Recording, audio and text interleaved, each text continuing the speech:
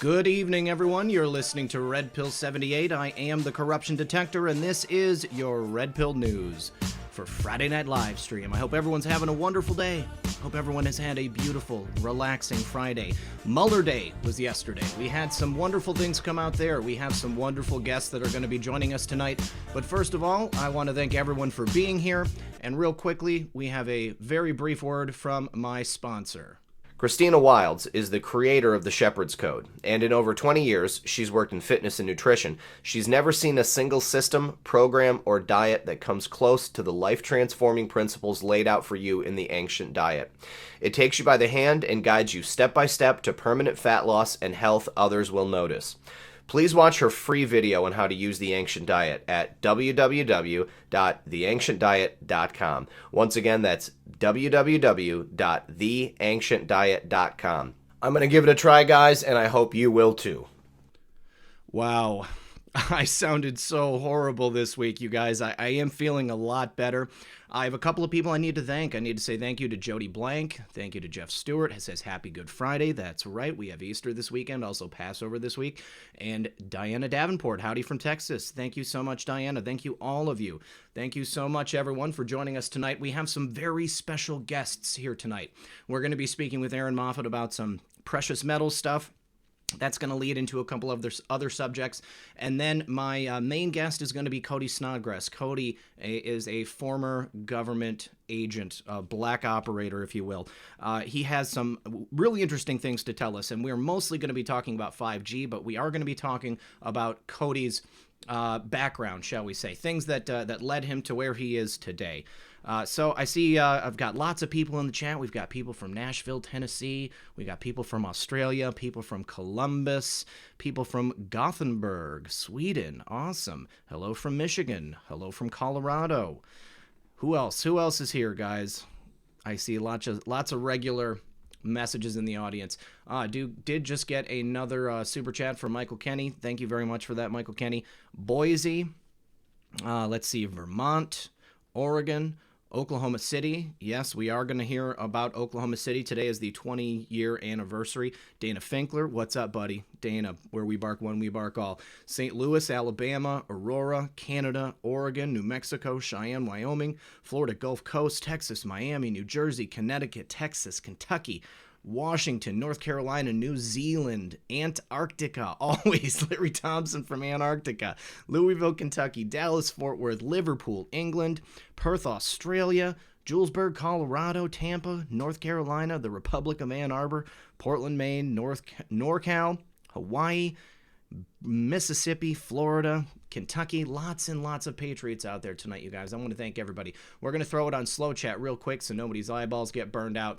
And then we're going to go ahead and bring in my very first guest. Let me see about getting her on the phone real quick. And we'll bring her in. Lady Liberty 1313, Erin Moffett. Well, while we're waiting for Erin, we're going to talk real quick about this new post we had today, you guys. No blockade, game over. We all know that Mueller Day was this week. We had the Mueller investigation fully come to an end. The blockade has ended. Fake investigations by committee members will not delay what is about to be unleashed. And then Rod's departure is coming up next. That's the prediction, and that's only natural considering how everything goes. And it looks like our guest, Erin, is on the phone. Erin, are you there? Okay, maybe not. Not hearing her yet. Erin, are you there? Hello. Hello, I can hear you now, Erin. Thank you so much. And I need to say thank you very much to Roger Sloan. Thank you very much, Roger Sloan. And here we are. Erin, are you with us? I am here. Can you hear me? I can hear you, yes. Okay, great. So, Erin, how's it going? Excellent. I cannot complain. It's Good Friday. It is Good Friday. Yeah, excellent. Good stuff. Roger Sloan said South Carolina, checking in, God bless. Also, Knows Little 2 just gave a super chat. Thank you very much, Knows Little 2. If anybody has any questions and you want to drop them into the chat, I will rely on my mods to highlight anything that sounds interesting. But Erin, specifically, you're here to talk to us about precious metals, gold and silver. That is your forte. Among other things, you're an excellent researcher. But yeah, let's talk about precious metals. You had a couple of things specifically you wanted to touch on. Well, specifically, I was going to go back in time a little bit because we were both born in 1978, you and I. Yep. And so I was going to compare some prices then with silver and gold, as well as the dollar, to today, and a couple of notable dates in between there. So starting, if you want me to get going, I can. Yeah. I mean, Okay. inflation has essentially, devalued the dollar to such a degree that the dollar does not buy what it used to back in the day. So back in 1978, give us an example. How much has the dollar been devalued since 1978? So for what you could buy for $1 in 1978 would cost you $4 today. So if you can imagine that 4 times anything you were buying back then is where the dollar is now. It would cost 4 times as many dollars as it would have cost you in 78. Okay. Oh, well, I mean, that's a lot when you put it together. Think about the price of a house or the price of a car. Pretty much anything nowadays. It seems like the prices of everything are getting more expensive while our wages are remaining stagnant. Now, of course, the economy is doing better now than it has, in many, many years. And we had, that initial bump when Donald Trump came in and everybody got tax cuts, and we got a little bit of a better refund this year, perhaps. But the prices of things are not going down. We are still losing money in respect to that. So give us an example, something that we would have bought back then. Weren't we talking about a car previously? Yeah, so I could compare a car specifically. Yeah. A Mustang is one that, the Ford Mustang was a very popular car, but in 1965 specifically, because that's one of the years I've looked at in some of my videos, but in 1965, you could get one for 2,500 silver pieces, which would be $1. So that's $2,500. Okay. And 78 might have been fairly similar. The inflation rate's gone a little bit faster, but they try to keep it looking steady. But you'll see inflation in other ways. Things will get smaller or more cheaply made. But let's just go with the 2,500. Today, if you had 2,500 silver pieces, you could buy almost 2 brand new Mustangs, not just one. Wow. Nathan Shiles says that you could buy a new 1978 Chevy Nova for $4,000. Yeah.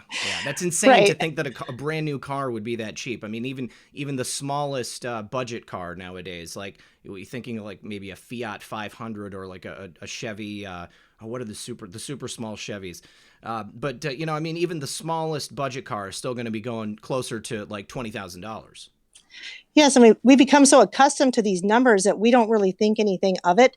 But if you talk to my mom, who is 73, and she was a nurse in the early 70s, when she was first a nurse, we're talking an RN, she had her bachelor's degree, she was making $2 an hour in the early 70s. Wow. And in 78, she was making like $3 an hour.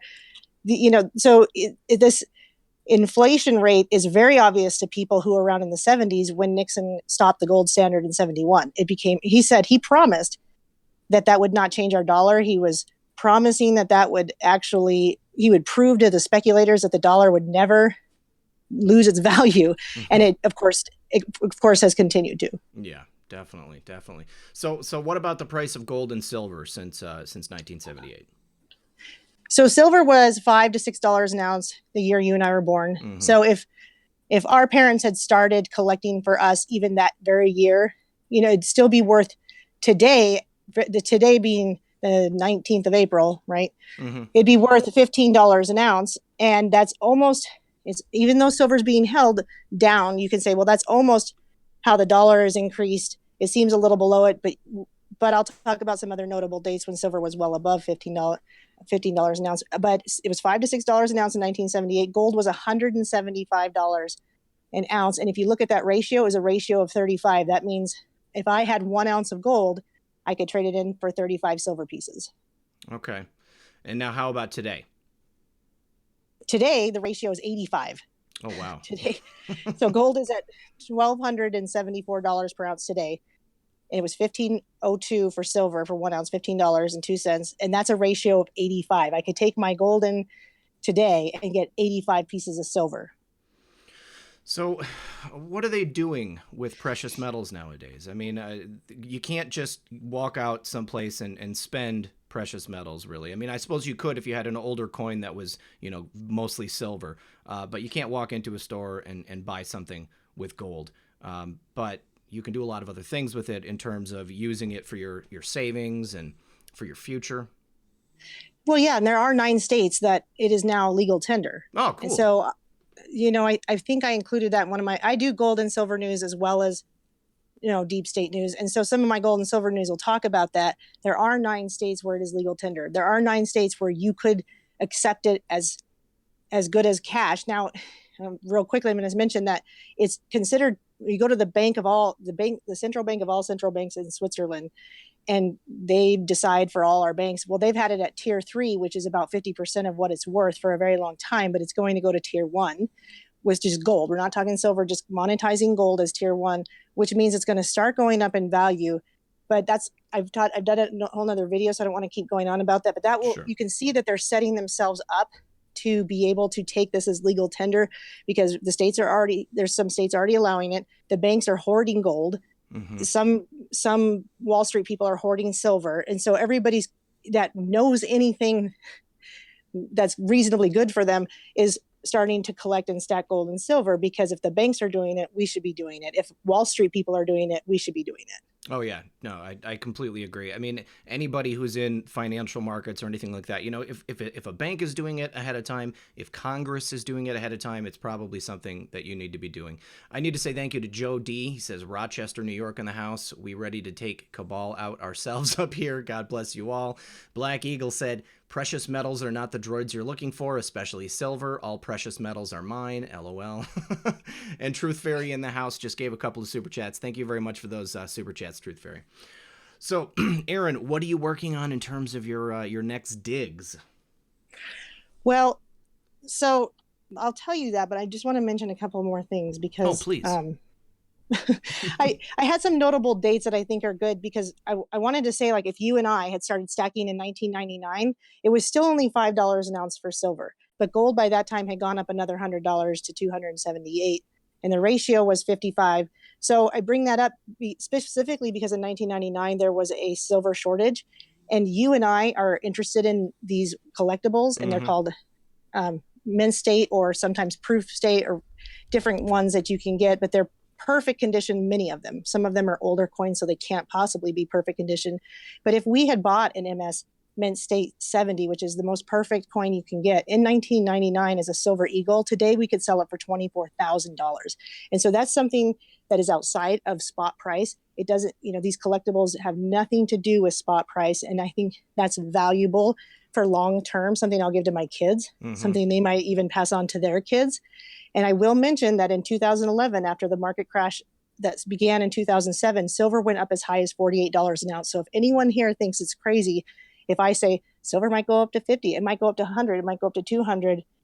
I've been called a silver pumper for that, which is fine. I guess it's derogatory. I don't know it, but we've seen it happen. And gold that same year went up to $1,782. So wow. It just goes to show you that if you were like, my gold and silver is not going up. Well, if you bought it in 78, you're mad in 99 because it didn't change. It didn't take long before it had jumped up. And then in 2011, if you really started in 78, which the year you and I were born, in 2011, you and I would have probably sold half of it for the $48 an ounce. You kept the other half.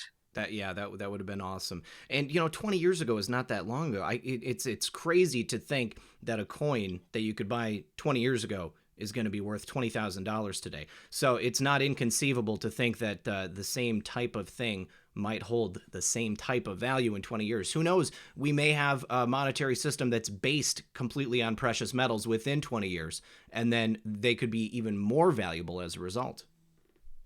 Right. And that's why I buy them today, because everybody's like, well, what could I sell that for? And I just bought it, as a collectible, let's say an MS70. I'm like, whatever anyone will buy it for, but it's really just a piece of silver right now. Give it 10 years, give it even 5 years. You'd be surprised. Some of these are such low population, and it's just like comic books. Right. If somebody's on it that people like, they got Black Panther or Captain America or something, and it's also a low mintage, they're going to have a hard time finding it. They're going to pay a lot of money for it. Now, you can't sell anything. Everybody always says, well, it's worth whatever somebody will pay for it, which is half true. But the other truth is we know what people are generally paying for it because we've seen them do it. And that's when you can actually set a price to the value of that particular coin at that point. Yeah, and that resonates with me, especially because I used to collect. I mean, I still have a big collection of comic books from when I was a kid. I have the first appearance of Deadpool in New Mutants '98, which I bought when I was like 11 or 12 years old for, like $1.50 or something like that. And it's worth around $6,000 today. Now, it's unusual with comic books, especially in the last like 40 years. You go further back than that. Like I used to have the first appearance of the Punisher, and that was in really good shape, and that was worth a bunch of money. And I sold that in high school because, I needed money to go to a concert or something stupid like that. But, it's, you're taking a gamble on any of this stuff. But I think that precious metals is one of the safer gambles because, worst comes to worst, you always can use it for trade or barter or anything like that if you need to. Well, the New York Stock Exchange has a value on it for a reason, because somebody says, well, you can't just walk in to the bank and get this. And I'm like, well, no, you probably wouldn't want to, because they'd probably give you face value. However, you can easily go to a coin shop. You can easily, my company buys back. You can easily go to a pawn shop even, and they're going to give you dollars for it. There is an exchange for it, and it is set by the New York Stock Exchange, which is actually the spot value all around the world, just in different currencies. Yep. All right, Erin, well, how about now tell me about what you're digging on? Okay, so currently I started looking back at some older movies that I thought have some truth to them. I came back to nanobot engineering and biomedical type of stuff, and I started looking also, speaking of comic books, at the movie, not just the movie, but the comic books and the history of Venom. And I started just to make some connections about that. And I don't want to give too much away, but it's going to involve a little bit with the quantum computing and everything. And I did put 2 previews out for fun, I didn't need to, but I put one out initially that kind of tells more of what I think. And I have now people say, oh, heck no, you'll never get me to agree to a vaccine. And I'm going to tell you that even though people who are satanic aren't as creative as godly people, they do steal very good ideas. And when they steal very good ideas, they work them in their destructive way. And I do believe I have thought of a way that it is possible that most people would go running for this vaccine. And if you don't believe me, you should watch the video, because I think you'll be shocked what I say. Okay. Well, I'm definitely looking forward to watching that. When are you going to be releasing that next video? I intend to have it up tomorrow, and I believe that will actually happen because I've set it all up. The only thing I have to do is record and edit. All right. Sweet. Awesome. All right, Erin. Well, I want to thank you for joining us. And did you have anything final that you want to tell the crowd, like maybe where to find you? Well, I'm going to mention one more thing that you and I talked about really quickly, because it's going to lead into your next person. Oh, that's right. I totally forgot. That's okay. That's why I took notes. Yeah. So just really, I'm not going to go into a lot of detail, because you can email me at ladyliberty@countermail.com and ask me any questions you want to. I do have my own YouTube as well. I don't feel like people see when I respond, but I am responding, just so you know, everybody out there. If you have sent a comment, I have responded to it if it was a question about how to get a hold of me. But ladyliberty@countermail.com. And what I want people to know is I don't think crypto is a good idea. JP Morgan recently came out talking about how it has no value. Why should you believe him? Well, you don't have to, but he's a huge Wall Street owner of stocks and bonds. And from 2012 to 2016, he was hoarding gold or silver, excuse me. Mm-hmm. His bank was hoarding so much silver. Now, my belief, and it corresponds with the belief of Chris Duane, if you ever watch him, I can't think of his YouTube name, but he owns the company Silver Bullet, Silver Shield.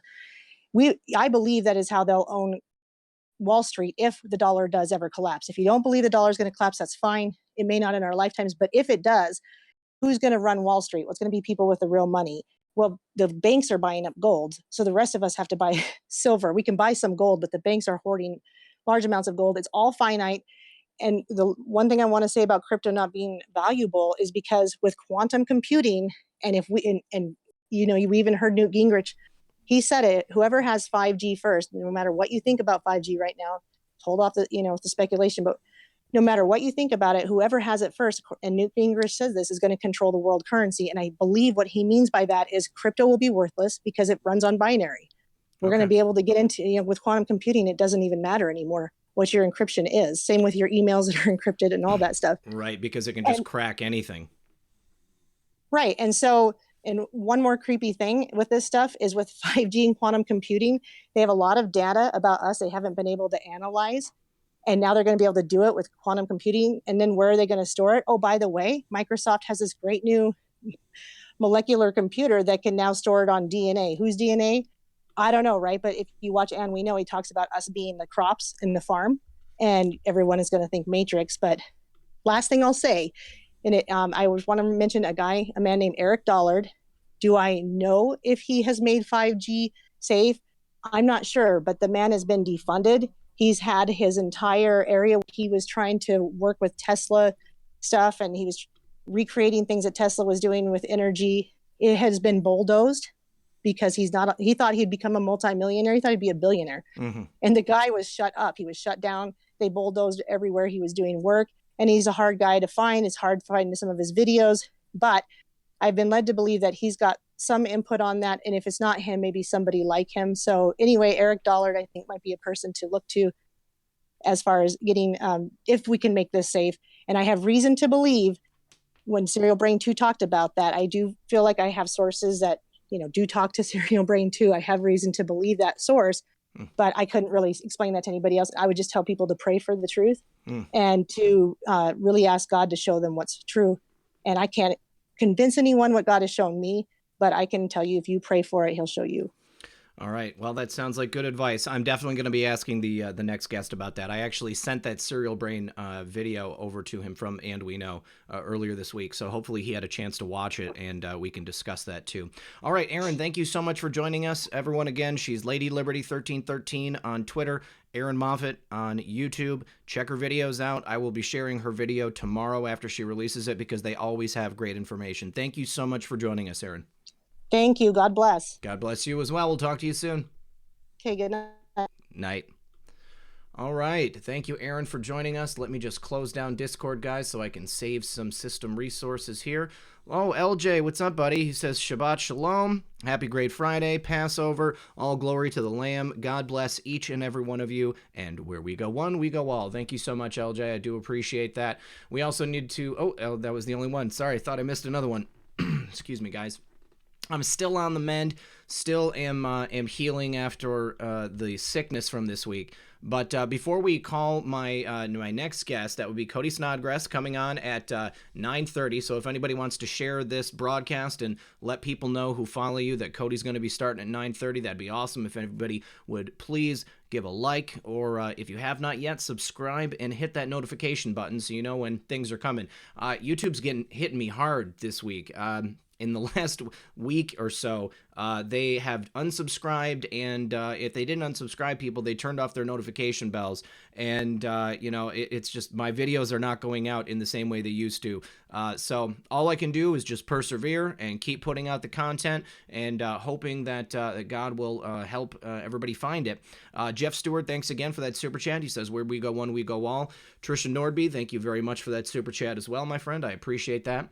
Now, before we call Cody, I want to go into these posts here. Now, first, before we had the last two posts that we discussed, we had post 3313, and it's a picture of, the port of Long Beach. And there was an article from Sarah Carter. I actually went through that in my last video, I believe. Let's see, and it says, 1st and 10 on the 40. Back on the 28th, the night that our favorite Anon posted about the rally in Michigan on the 28th, there was a post that said 1st and 10 on the 50. So it looks like we're getting closer and closer to the goalposts. Not only that, but with this picture of the port of Long Beach, Long Beach and Port of Los Angeles, they're either connected or they're very close to each other. There was... an explosion in the port of Los Angeles. Right here I have the article about it. Let's see. But an explosion and fire involving a big rig damaged some windows at a nearby apartment building. It was at 9:57 a.m. And apparently it was a container that was carrying 4 vehicles headed for export. So this exploded right there in the Port of Los Angeles. Don't know if that had anything else to do with it, but I just thought that it was interesting that they happened, this picture and then also that explosion. Yeah, guys, thank you so much for all the well wishes while I was feeling ill. Sorry for anybody who was annoyed that I screwed up that video. I was out of it, and I know that I missed a lot of things in the editing process, but that's what happens, and hopefully I can just continue to move forward and do a good job for you guys. So right here, today's post, 3316, no blockade equals game over. We have an article about Rod Rosenstein. He needs to answer for appointing Mueller as the special counsel. Why? Because there was never anything worth putting the charge in there and having the special counsel appointed. And then we have an actual link to the Mueller report. I went over the first couple section of that Mueller report yesterday in my video, but here, page 11, previously classified, the scope. Rod Rosenstein to Mueller. The scope memo highlighted within Mueller report confirms the dossier was the tool used by Rod Rosenstein to justify the special counsel and the primary vehicle to which Rod Rosenstein tasked Mueller. What's interesting is there is hardly any discussion of that salacious and unverified dossier within the special counsel's report. So they almost ignore the fact that that was the predicate for the special counsel investigation. Now, we also learned this week, and I put it in one of my videos, that John Solomon has uncovered that a full 6 months before the FBI investigation began, the White House began a counterintelligence operation against then candidate Donald Trump. And it was prior to, anything official beginning. So that means that it literally began at the highest level and then went on down until it got to the FBI and the DOJ. Of course, there was a lot of intermingling there. I talked about the back channel communication that they had, the way that they were able to bring this information in. But if the dossier was known to be unverified and fake, how then was an investigation started to begin with? At what point did Mueller determine there was no collusion? And we're told 18 months ago? Was the investigation kept going on as a talking point to rig the midterm elections? I think so. Was the investigation kept going to retain the blockade to essentially restrict POTUS from unmasking and informing the public as to the truth about what really happened? I think that's correct. Was the investigation kept going to protect those who knowingly committed treason and sedition? Yes. No blockade? Game over. So right now, in the last post, we're at the 40-yard line. We are approaching the goal, you guys. Almost touchdown time. We are so close. Almost there. So happy to be here with you guys and to be in this time. Jojo, I'm going to go ahead and give you the link that we need to share for my sponsor tonight. You don't have to post it the whole show, but just as long as you get it out there a couple of times. There you go, my friend. And let's see, you guys. I'm going to go ahead and call in. Somebody just mentioned Rod Rosenstein, the way that he looked during that press conference. He looked scared. He looks scared because his reputation and perhaps his freedom is on the line. Rod Rosenstein knows that he began this investigation on nothing. Okay, there was an unverified dossier that had absolutely nothing true in it. It wasn't just Rod Rosenstein. It was everyone who paid to put that stuff together. Okay, we had other people in foreign governments helping to do that. We had a law firm that was employed by Hillary Clinton and the DNC. This is a really bad situation. This is treason. This is treason. This is a coup that they attempted to use to take out our president, you guys. Rod Rosenstein is literally probably puking in a bucket as we speak. I would be surprised if he went out on the street very much. I think that he's probably going to be waiting for the feds to come and pick him up at any point. We know we have the Inspector General report that's going to be coming out very shortly. That should be coming out soon. We have independent investigations in the DOJ and against the FBI for how everything was handled. This is not good for any of these people that were involved in this, you guys. So we're going to go ahead and give a call over to my next guest, Cody Snodgres.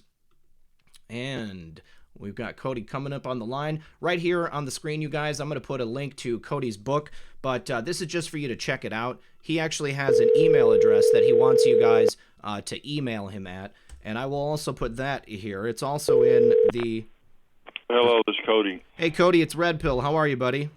Hey, good. How you doing, man? Excellent, excellent. Everyone, if everyone can just let me know how Cody sounds in the chat, I want to make sure that the levels are good. Cody, you are an amazing individual. You've got a very crazy story. You've seen a lot of things. Today is the anniversary of the Oklahoma City incident that took place back so many years ago. What can you tell us about yourself? Introduce yourself to the audience for us. And I've got your book on screen, so if you talk about that, people will know what you're talking about. Yeah, we've done a lot of interviews all around. We're not going to have a lot of time on this one to go into a lot of detail, but people can see stuff about me on John B. Wells' Caravan to Midnight. It's Robert Snodgres' explosive interview, and Dave at the X-22 report and so forth. But I was a black ops contractor for CIA for over 20 years. They came to recruit me. I scored in the top 1% of the SAT test in physics coming out of high school, so they came to recruit me back in 1975, and I've got double Bachelor of Science degrees in math and physics, then went to work on my Master of Science degree in physics. I got to fly the Space Shuttle simulator down at NASA there. Oh, wow. Then worked for Chevron and Amoco Production Company as a petroleum and research geophysicist, and those were civilian fronts for what we were doing.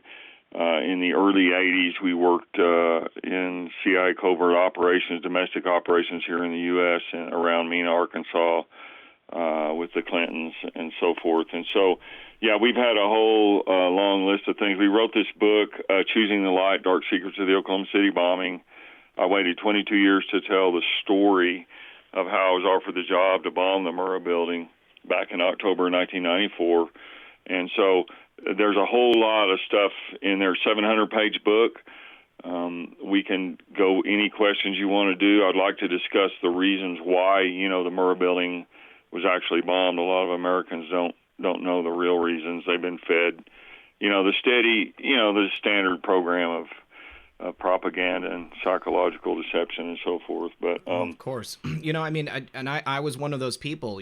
At the time that it happened, nothing seemed right to me. I was watching it, while it was live on TV. I saw all the reports of, additional devices that were discovered. The fact that the ATF was mysteriously missing from their office. They had all of a sudden at the last minute, they had like a retreat they had to go on or something like that. The reports of the additional individuals that did not match the description of anybody that was actually arrested for the crime.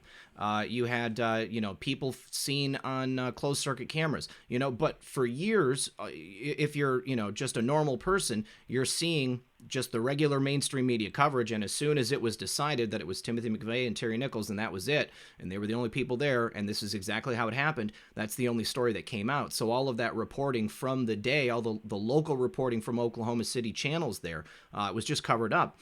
And, it was a couple years ago, I saw a documentary called A Noble Lie, and everything kind of came back, and I realized, how crazy this was. This was actually far deeper than I had actually remembered, because I was just a kid at the time. But tell us, what was the reason? Why would they want to go ahead and destroy a federal building with Americans in it? Yeah. Before we start, on these interviews, I always quote the 1982 IIPA. That's the Intelligence Identities Protection Act. It's U.S. Code Title 50, Sections 421 and 426. And it states the disclosure of a U.S. government's identity is illegal only if it's done intentionally and with knowledge that the government is still actively maintaining a cover for such operative. We always do that because some of the names I can talk about and other names I don't talk about. We don't want to violate any federal laws. This is in relation to what happened to CIA case officer John Kiriakou. Are you familiar with him? Oh, I'm very familiar with John. Very familiar with John. So, I wouldn't want you to say anything that would put you or your family at risk. Oh, yeah, he still got like 800 and something thousand worth of legal bills. He was blowing the whistle basically on that RDI program thing, the CIA's rendition, detention, interrogation program, and they charged him with a bunch of bogus stuff to shut him up. And so I'll use a few names here. But anyway, yeah, we got a lot to go through. I just want to say before we start here that we have a website over in Europe with Ole Damagard. It's lightonconspiracies.com. and it has a lot of information. It's a massive website. And what we try to do from a general picture is figure out the truth of what's going on with some of these shootings and activities. There's so much disinformation. There's so much propaganda. Some of them are real, and a lot of them are false flags. Mm-hmm.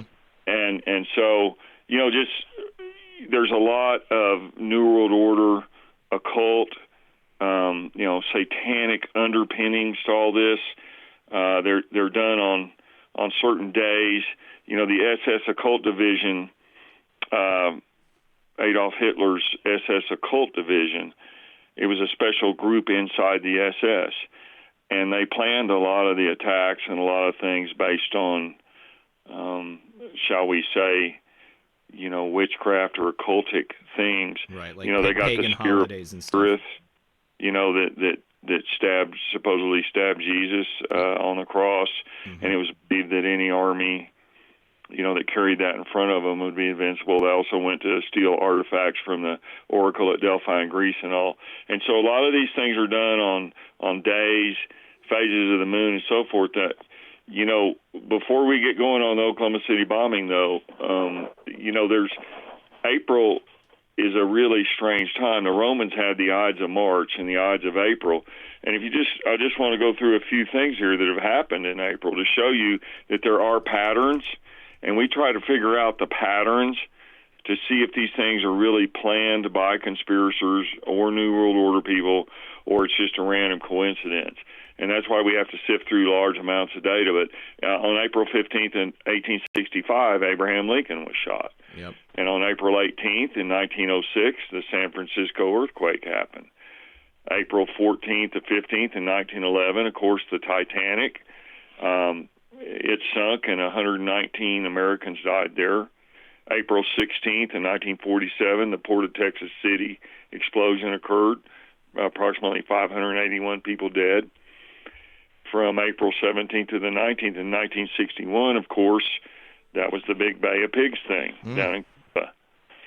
April 18th of 1983, the U.S. Embassy was bombed in Beirut. Approximately, I think there were 63 people dead. Hezbollah did the truck bomb there, and 17 U.S. people were killed there. And April 18th, 1992, that was what they call the Ruby Ridge helicopter incident. Yep. I have stuff in the book here about that. That was when a chopper was by Geraldo Rivera. It flew over their cabin up there in Idaho, and they reported that shots were fired at the helicopter, which was later a bogus story, but that was used as a justification to begin that standoff up there, which led to the death of Vicky Weaver. I have a section in the book about that. Then April 19th of 93, the Branch Davidian compound gunfight began in Waco, and we can tell the story about what really happened down there. I had a person that was there and told me, straight out of his mouth what he saw, not the standard media reports. Okay, then later, 2 years to the day later, April 19th of 95 was Oklahoma City bombing. Mm-hmm. April 20th of 79, that's a Columbine High School shooting. We have a section in the book about that. I know some of the DEA sniper guys that train the Jefferson County SWAT team, and I can tell that story because that was another massive cover-up. Wow. April 16, 2007, the Virginia Tech shooting. You remember that? Mm-hmm. Yep. Yep, that was 33 dead. Okay, April 15th, 2013, the Boston bombing, 3 dead. April 17th, 2013, the Texas fertilizer plant exploded and killed 15 dead. So there's more than this, but I'm just giving that as a brief rundown to show that if you believe all these acts are just random coincidences through all of these years, the statistical probabilities are not high. It looks like there are planned things going on and planned false flags and so forth. because all this stuff just couldn't be coincidence. No, and obviously we had Notre Dame take place this week. Also, there was the Deepwater Horizon that took place on April 20th in 2010. So you're right. There's a lot of really bad things that happened in the month of April, and I've heard this from other people. It probably is not a coincidence. There are no coincidences. That's something we've been told many times in the last since 2017 when our friend showed up on the scene on 8chan. Now, I do have a couple people I need to say thank you to real quick, Cody. Our mutual friend, Jody, says, love to Cody and you. God bless. My friend Kimberly Bogon just gave a super chat. Thank you, Kimberly. God's Guy says, I'm here for you. Huckleberry, thank you very much, Guy. And Celia says, Red Pill 78, the 40 days leading up to the Beltane, which covers all of the month of April, is when my MK Ultra friends are the most triggered. It's tough for them. This is a high ritual time. Sorry, guys. My dogs just started barking. Cody, why don't you go ahead and start telling us about the real reason for Waco? Okay, I'm sorry, Waco. I mean, Oklahoma City. I'm sorry. Oklahoma City bombing. Yeah, that's a great way. Like I said, in this book, we have files. We have all kinds of stuff in here. It's 700 pages. Anyway, I'm going to cover it briefly, but to do this, we got to go back in history just a little bit so people can understand why the Murrah building was really bombed, okay? So what that was a false flag operation. The McVeigh thing with the Ryder truck was actually the cover for the actual operation. There were 3 separate bombs placed in the building, 2 of them which did not detonate. And the reason for all of this was records destruction. So we have to go back into the early 1980s. We were all involved in 3 multiply nested operations over here in the States around Mena, Arkansas, CIA Operation Jade Bridge, Screwworm, and, oh gosh, I'll get to that in a minute. I've been going all day long. I'm really tired, but anyway, Jade Bridge, Screwworm, and Centaur Rose for the Rose Law Firm.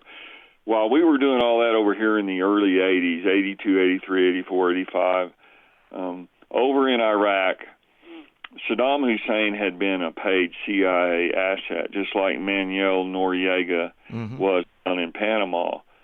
And when he came to power in the Ba'ath Party, they were engaged in a long war with Iran. In the book, this is covered in great detail, so I'm just going to go real quickly here. They had a big, bloody 8-year war, and the U.S., since he was our ally at the time, Secretary of Defense Donald Rumsfeld went over there and gave him satellite intel, a lot of stuff.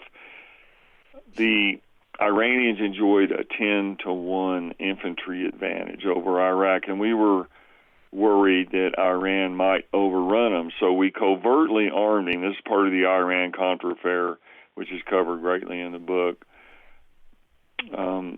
We were worried they would overrun him, so we armed him with 2 basic munitions, the Hawkeye 123 cluster bomb. The CIA copied the plans for that and set up a front company in Argentina. And they got zirconium in the agricultural department. They faked all the stuff. It's on the controlled import-export list. It's a key ingredient in that cluster munition. So they got that smuggled out of here and sent to Argentina. The arms were moved through North Africa and Jordan and so forth into Iraq. And then we gave Saddam the AIM strain of anthrax as well. It's a very efficient way to kill people in mass.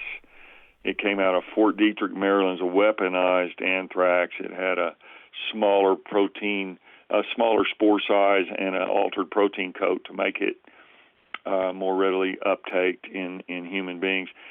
And this was covertly done. And what happened is after the war, they never used that stuff, and so Saddam was sitting on it. And then when Saddam, he had this huge army after the war, that war with Iran was very bloody and very, very costly. And he went to his Arab neighbors and tried to get some war compensation, some money, and none of them wanted to give him any. So he saw Kuwait as a money pot. Oh, yeah. Yeah, they had long-standing arguments at the border and Saddam accused Kuwait of slant drilling under the border and stealing their oil. So they invaded Kuwait. There were several tank divisions, 100,000 men. They went through Kuwait in about 6 hours, and they were posed right on the Saudi border. This scared the Saudis really bad. The bankers, everybody thought that if OPEC, was the price structure was destroyed, it could cause a worldwide economic calamity. And so the Saudis put pressure on Bush and our administration's over here, and we cooked up the Desert Storm War, which began January of 91. Now, in August of 1990, we started sending all our troops and everything over there, but we had a big problem. We had covertly armed Saddam with all this anthrax and stuff. Our normal course of anthrax shots for our military was 1 shot per month over a 6-month course to build immunity, because it's a highly virulent biological weapon. And we didn't have time. So we bypassed FDA testing, and we used a new adjunct. An adjunct is an autoimmune booster like the thimerosal, the mercury, and the aluminum that goes in flu shots. So they tried this stuff called squalene. It's basically shark oil. It's a long molecular fatty acid group, and it enhances, it makes the attenuated anthrax vaccine seed adhesion a lot better in biological systems like human beings. So they tried this stuff and basically used our guys as guinea pigs. So the first lots of this was given out at Dover Air Force Base. In the book, we have all the lot numbers, times, dates, names, everything's highly detailed. But you fast forward through this, we also used for the first time in that war, I'm getting to the Oklahoma City bombing. No, but it's okay. It's okay. Keep going. People have to understand this background. And like I said, it's highly detailed in here in the book. The second thing we used in that war for the first time was depleted uranium munitions, primarily in 2 weapons configurations. One was the M1A1 Abrams tank, which, by the way, Timothy McVeigh was a tank commander, and he had confirmed kills over there, won a Bronze Star. But they had this depleted uranium. They killed by pure kinetic energy. And the speed of these things was approximately 5,200 feet per second. And it's so dense. Uranium-238 is very dense. They had little 9-inch rods in them, in these what they called fin-stabilized sabot rounds. They called them the silver bullet, is what the troops nicknamed them. But Saddam Hussein's predominant ordnance were the T-72 Soviet tanks, and their turrets weigh approximately 11 tons. So when one of our M1A1s hit these tanks, they had so much energy. They made these huge fireballs, and they'd blow these tank turrets off like tumbleweeds. Well, the Pentagon had a problem. It's the first time they ever used this stuff in war. And in these huge fireballs of high energy, there were new compounds being created, uranium oxide, uranium dioxide. This stuff was falling all in the ground after the explosions. Now, the particulate size of this stuff was 4 microns approximately. And our MOP gear, the NBC, gas masks and stuff that our troops wore, their filters only went down to 10 microns. So they're breathing it in. Yeah, they were breathing it all in, and it concentrates in 2 basic places: the thyroids and the reproductive glands. So what was happening, we had approximately 480,000 of our troops in theater, and then we had our allies, the British, the French, the 28-nation coalition. Everybody was breathing this crap. And when our troops came back home, they'd make love to their wives and stuff, and this stuff was being transmitted.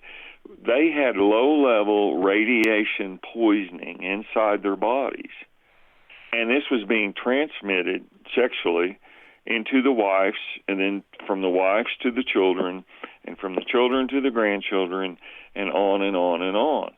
And the Pentagon had this brand new problem, similar to the Agent Orange fiasco in Vietnam, where it took long term after the exposures for this stuff to show up.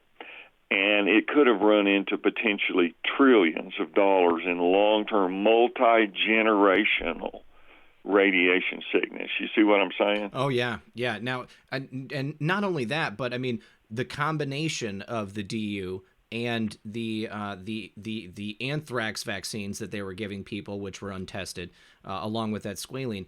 I mean, those two things combined probably are mostly what's giving us the Gulf War syndrome and the people that we saw come home from the Gulf War. Do you think that's right? Yes, that's exactly right. That's a good point. You know, at Dover Air Force Base, the first pilots that got those shots for the anthrax vaccine, they reported a wide variety of autoimmune symptoms and dysfunctions, dizziness, headaches, so forth. Some of them almost lost their eyesight. It did result in death to just a few people, but that was quickly covered up. Now, back to the Iraq War. We also used in the second weapons configuration the 30-millimeter chain guns of depleted uranium in the A-10 Warthogs, the jets that they're called the tank busters. I got a friend here that was an A-10 pilot over there in the Air Force, and now he works for the CIA here at Shriver Air Force Base, the Space Command Center. But anyway, you know, he told me a lot of stories of how effective those things were at killing. And so all this uranium was being spread around. Our guys were bringing it back. And so they called it the Gulf War syndrome. And the Pentagon was really trying to cover this up. They have multiple cover-ups going on. First, they had to cover up the fact that they gave Saddam all these weapons. It was illegal. Yeah. And then secondly, they had to cover up the effects of our troops. So they concocted this Gulf War syndrome disease thing. And there was a senator named Christopher Shays, a Republican from Connecticut, and he was on an armed services committee. Their task was to figure out how to get medical culpability and help and money for our Gulf War syndrome veterans, much like the DuPont settlement for the Agent Orange from Vietnam. That was sprayed in what they called Operation Ranch Hand. That was back after the Tet Offensive in 68. It started in 69 and went, I think, to 71. And that's well documented. People can Google that up if they're interested. We have a section in the book about that, too.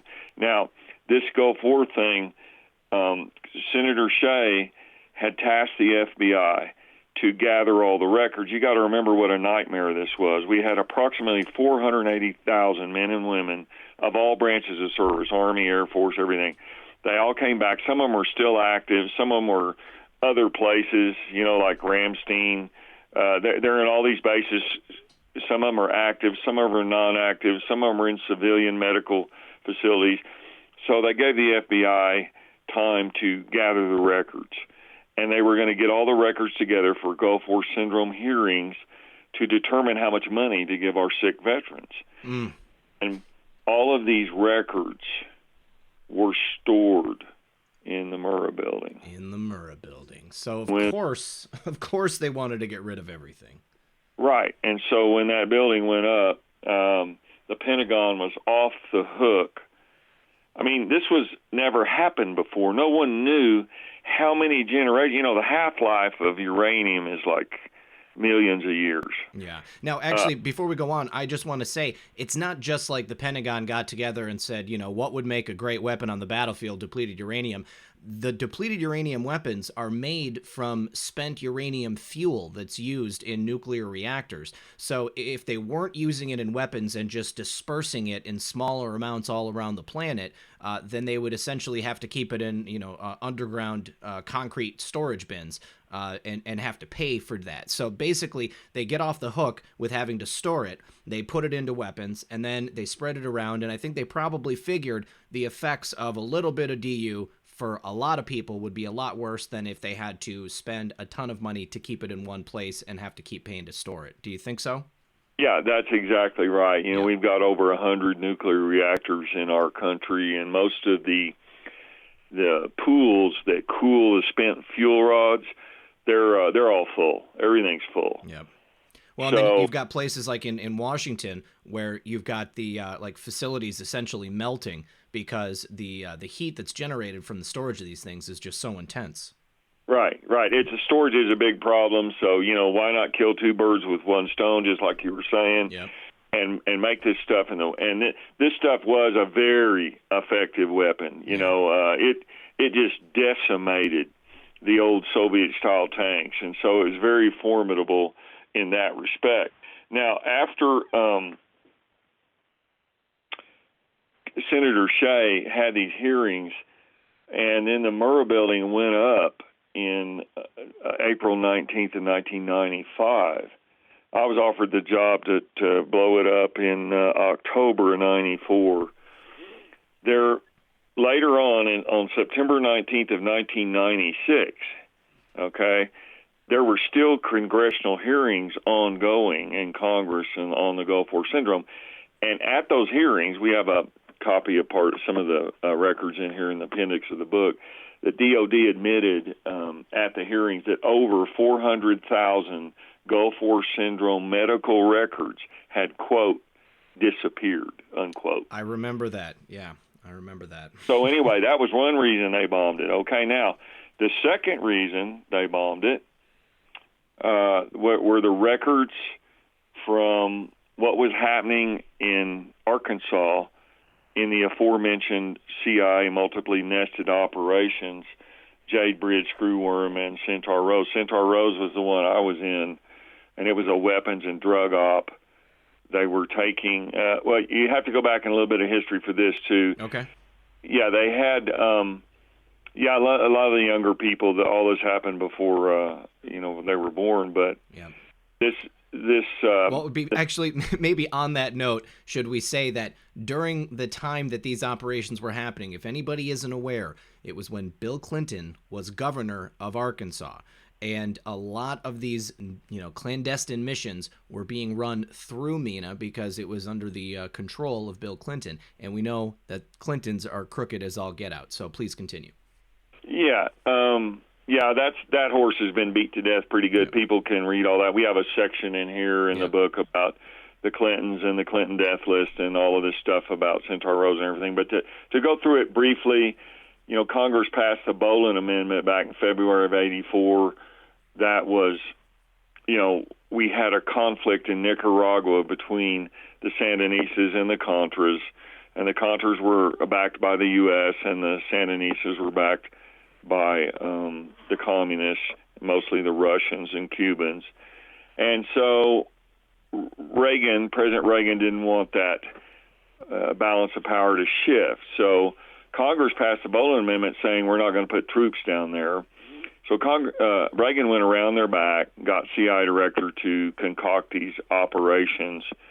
They were illegal operations. The CIA was forbidden to operate domestically at that time. Now, after the Patriot Act in 2001, as you recall, after that, then the CIA was allowed to operate domestically. This is back in the 80s. So what they did was they were taking arms down there to help the Contras, and then they were bringing drugs back, mostly cocaine, to pay for the black ops. Yep. I was offered the job for hand-to-hand combat instructor for the Contras, but I was too busy up here doing all this. I studied martial arts for over 20 years, went to Japan and stuff, so I was good in that field. But anyway, to make a long story short, they set up this operation. Barry Seal was a contract pilot. He set up Rich Mountain Aviation there. They had a C-123. They were flying arms and stuff down. It's all detailed in the book. We were getting arms out of the Little Rock National Guard Armory and keeping them at safe houses. There were also other arms that were coming in there. They were flown down there. Drugs were brought back. The drugs were distributed. The Clintons were getting paid. They were working for the CIA. His front was being governor. Hillary's front was being the Rose Law Firm. And we have it all detailed in the book. The money laundering, the Bank of Commerce and Credit International in the Caymans, the Worthington Bank of Atlanta, the stuff with the bank in Little Rock there with Jim and Susan McDougal. You recall the Whitewater scandal and so forth. Yeah. All right. So real quick before you go on, so are you saying that Bill and Hillary were they were more than assets? Are you saying that they were actually on the payroll, or were they just regular people that were brought in as part of the operation? Yeah, I haven't seen those files, but Okay. they were working for the CIA in whatever capacity to help run these operations. Okay. Centaur Rose operation was taking arms down and bringing the drugs back and distributing them. And then at its height, I was told that's about $100 million a month. That's a lot of money. Wow. They were using Tyson food trucks. One of my friends knew Tyson and all those guys down there. All the stories in the book. Anyway, they had another operation, which was Jade Bridge. That was to bring Contra pilots up here around the Ouachita National Forest. They were teaching them how to fly single-engine light aircraft. And then the other op was Screwworm, was one centered out of Mexico City, producing illegal machine guns, making the receivers and all that kind of stuff. So anyway, all this was going on, and it had been running for several years. And Bill Clinton was using his power as governor to cover up for the CIA and squelch grand jury investigations and so forth. He did everything in his power to cover for them. And then the DEA, the IRS, the ABI, the Arkansas Bureau of Investigation, they all got wind of this operation, started doing their own parallel investigations. A lot of their records were stored in the Little Rock field office, the FBI office. And so just prior to the Murrah building bombing, those records were mysteriously ordered to be transferred from Little Rock FBI office to the Murrah building. They were also all lost in the explosion. So that's the second reason. Now, why destroy the records? Well, you got to remember that later on, when Bill Clinton was elected president, he was the first president in U.S. history to fire every U.S. attorney. Yes, I definitely remember that. Yeah, he put his own guys in there, and that was to cover the blowback in case there was any blowback from all these domestic illegal ops. There was a lot of people suicided and strange things that went on in the cover-up after MENA, like Barry Seal, for instance. After they shut down that op, Barry Seal, the contract pilot, he was shot on February 19th of 1986. And also that day, down in Colombia, there was 25 to 30 different hits, all done to cover up this massive drug operation the CIA was running out of Arkansas. Notably, Pablo Carrera, he was the number 2 Medellin cartel guy down there. Jorge Ochoa was another one that was murdered. So they were covering all this up. I have a little thing in the book. One of my girlfriends had dinner with Pablo Escobar down in Miami years ago while he was, at that time, the biggest cocaine dealer in the world. So all this worldwide drug... Wait. How did your girlfriend just happen to have lunch with Pablo Escobar? How did that happen? Okay, well, I'll tell the story and then I'll sidetrack. Okay. It wasn't lunch, it was dinner. Oh, sorry. What happened was she was working at a club in Miami, and that was her front. Okay. And the owners of the club were working in the Pablo Escobar organization. They were moving a lot of cocaine. She was a low-level dealer. Okay. She was moving about, 6 kilos of cocaine a week, which was nothing. I mean, it's real low-level stuff. And then using her cocktailing, as a front. Well, the owner of the club took her out on his boat one night and, said, let's go for a ride on his jet boat. And they went out there, and then he, tried to rape her. Oh, wow. She was real pretty. She's a real pretty girl. And so she pulled a gun out of her purse and shot him and killed him and threw him overboard. And she started looking around in the boat, and down in the hold of the boat was hundreds and hundreds of keys of coke. And so she got nervous, and she took the boat back to port, and she went back to the club and said, we want to get the big guys, above my boss here. I need to talk to them. And she turned a boatload of cocaine back into them. Well, they said, we're not happy that you shot our guy, but, he shouldn't have been mixing business with pleasure. and we'd have killed him anyway for doing stuff like that. And so they told Escobar about it. He happened to be in Florida, inside the U.S. at the time. And so he said, I want to meet this girl. And he was going to offer her the job of the guy she killed. Oh, wow. So they had dinner. And this is an interesting story she told me. She said she was there eating dinner, and Pablo Escobar pulled out a bag of diamonds. And he put them in his hand, and he pushed them out to her and said, I want you to pick a diamond.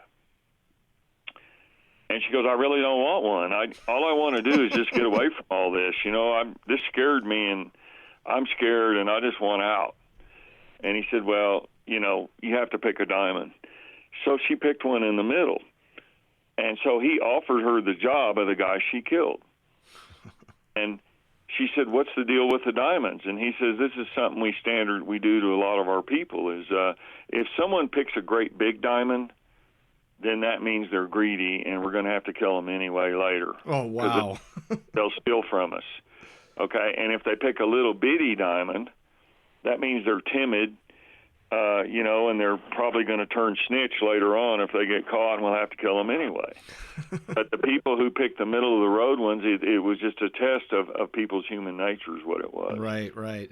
The perfect diamond. That's the story on that deal. Now, thank you. Where were we? We got to get back to. We were. The second reason why the Murrah building was bombed. Yes. All these records down in Arkansas had been kept at the office, and like I said, Barry Seal was killed. The Colombian guys were all killed, approximately 30 of them, to shut this whole operation up. And then the records were transferred to the Murrah building. The Murrah building blew. The records were gone. Now, this got Bill Clinton and Hillary off a lot of stuff. You remember May 6th of 93, Paula Jones filed a sex suit on Clinton. Yes. The Whitewater investigation, that began July 26th of 94. July 20th of 93, Vince Foster's suicide. We've got a section in the book that's unbelievable. We don't have time to get in here, but what really happened with Vince Foster's unbelievable. Oh, yes. And in August of 94, Kenneth Starr, the Whitewater prosecutor, was appointed. So, excuse me. All of this happened, leading up to the Murrah City bombing. And no doubt Congress would have subpoenaed all those records from Arkansas. And you got to remember, Hubble, who was Bill Clinton's first pick for Attorney General, he had to quit and resign and go back down to Arkansas and face felony charges there. Mm-hmm. When Clinton appointed Janet Reno.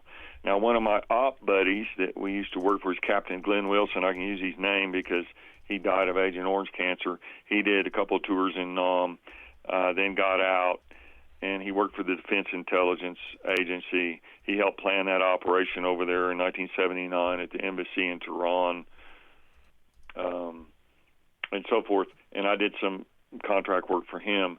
But one of his jobs was he was head of no-knock narcotics down in Dade County, Florida, and Janet Reno was a district attorney there. And he told me all kinds of stuff about her. He used to have coffee in the office with her and everything, how corrupt she was, and stealing drugs out of the evidence room to give to her lesbian buddies and all this kind of stuff. Oh, wow. Yeah, that's a lot of stuff in the book.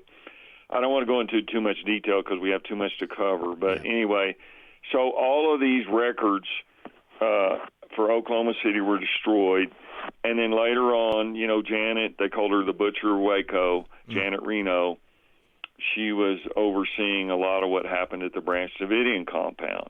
Those records were also, many of those records were up there in the Murrah building.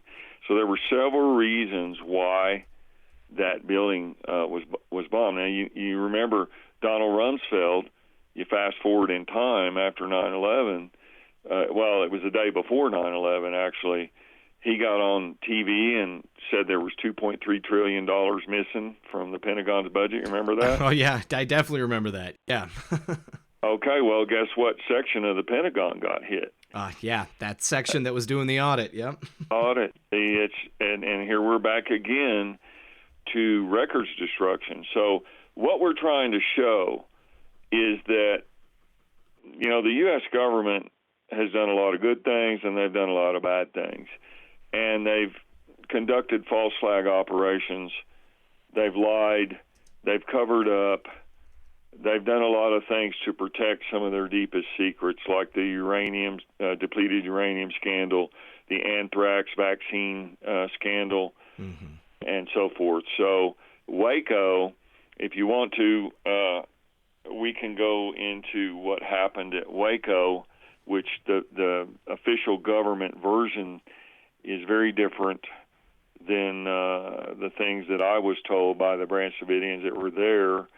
And also I wanted to say, part of this book, the story we tell of how I was involved in Operation ATF DEA Operation Stingray in Colorado Springs from 97 to 99.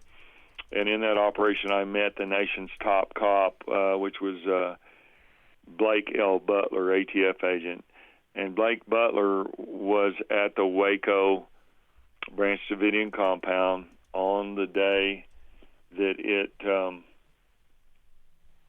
started February 28th of 93. And then he was also at Ruby Ridge, Idaho with the Randy Weaver thing.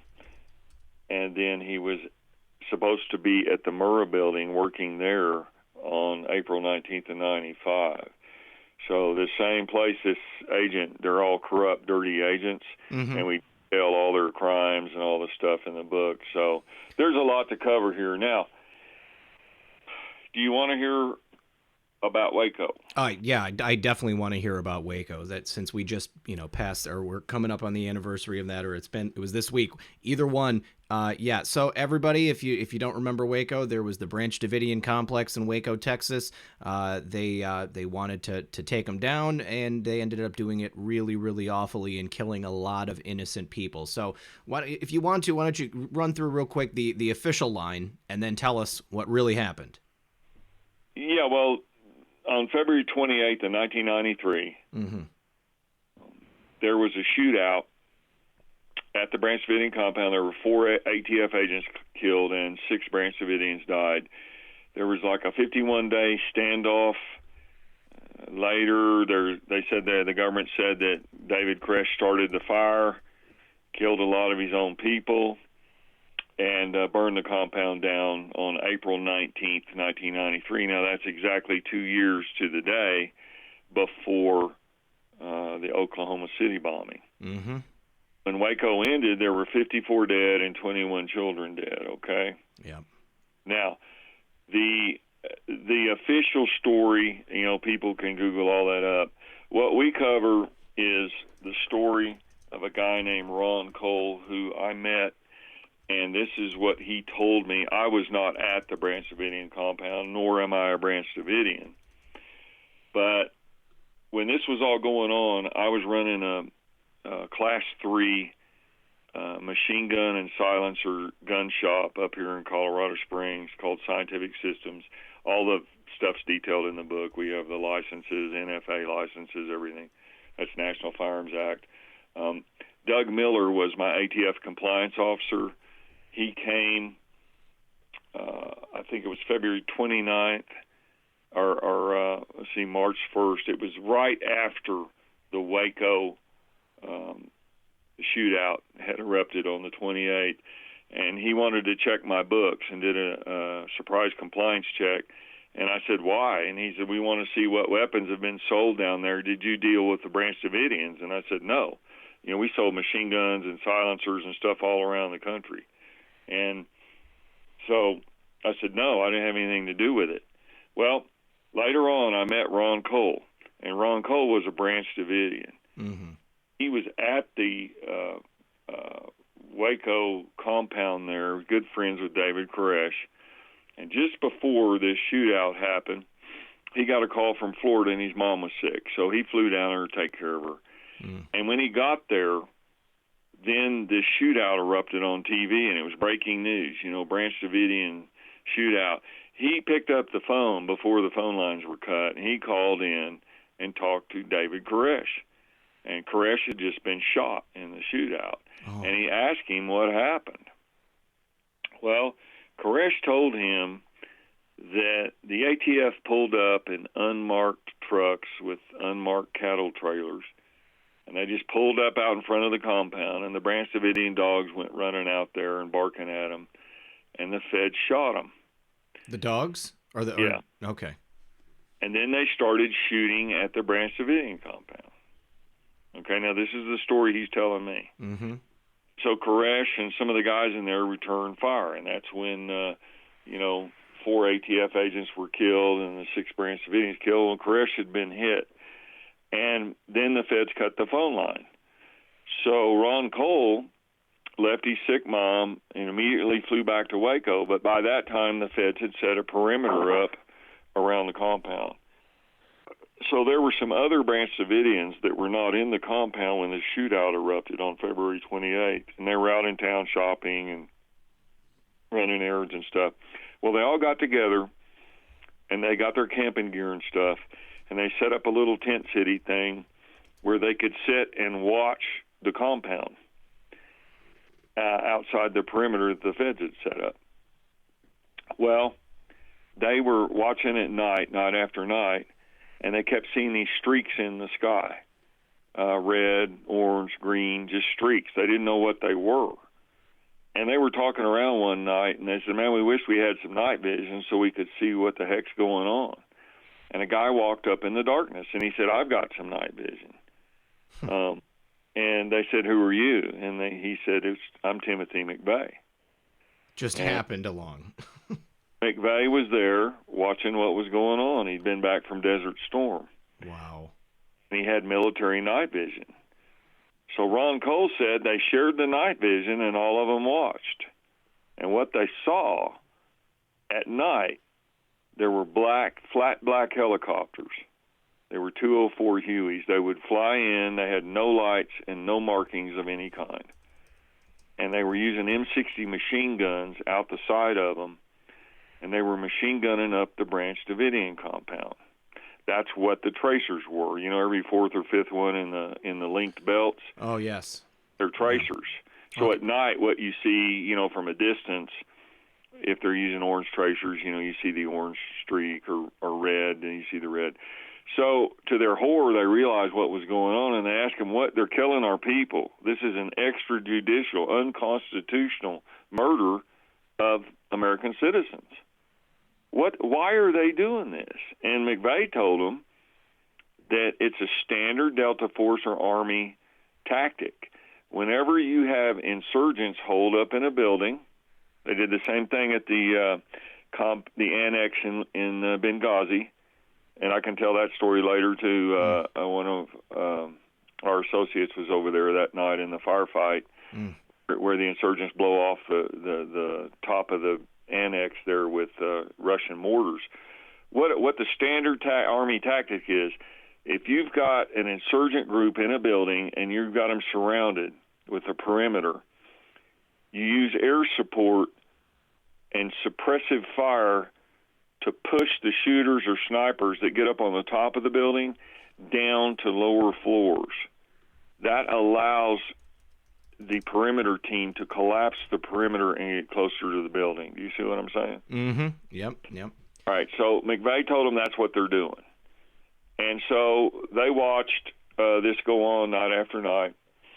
And then the feds got tanks off of Fort Hood, Texas. My stepdad, who was at Pearl Harbor and Guadalcanal, there's a section in the book about this book's dedicated to the veterans and firefighters and stuff. He took his training there at Fort Hood. But anyway, the feds lied to Governor Ann Richardson to get those tanks because under the Posse Comitatus laws, the federal laws, you can't use military equipment on domestic law enforcement. Yeah. But they had changed that, saying that if there were drugs involved, then you can go ahead and use the military. So the feds lied, and they said that David Koresh had a meth lab down there. Yep. Yeah, and I asked Ron Cole about that. I said, is that true? And he said, no, there were no drugs of any kind in that compound. And then the feds made up the thing about the kids, and he was molesting the kids. I said, is any of that true? And he said, no, the kids loved him. That whole thing was made up by the feds. Okay, anyway, back to Governor Ann Richardson. The feds lied to him. They got the tanks. They started a fire, and it was on a very windy day. 51 days after February 28th, that was April 19th of 95, and that place burned to the ground. 54 dead, 21 children. Now, the feds said that Kresh had a meth lab and that he was molesting children, they had to demonize him, and that he burned his own compound down. Mm-hmm. Really happened, according to Ron Cole, was the feds machine gunned them up at night. Most of them were already dead anyway, and they had to burn it down to cover up their crimes. Mm-hmm. Yep, because they would have had the forensics. Exactly. Now, talking about forensics, this is real important for people to understand. After this compound burned down, the feds didn't want anyone to go in there. But there were two Texas Ranger brothers who pushed their way in, basically. And it was a jurisdictional battle between the feds and the state. And the Rangers said, look, we're Texas Rangers. We're going to go in here and look. Well, later on at the Branch Davidian trial, they had two trials. There was a criminal trial and a civil trial. The criminal trial came first. And the crux of the trial was who started the gunfight. The feds' version was they pulled up out there, and the Branch Davidians just opened up on them for no reason.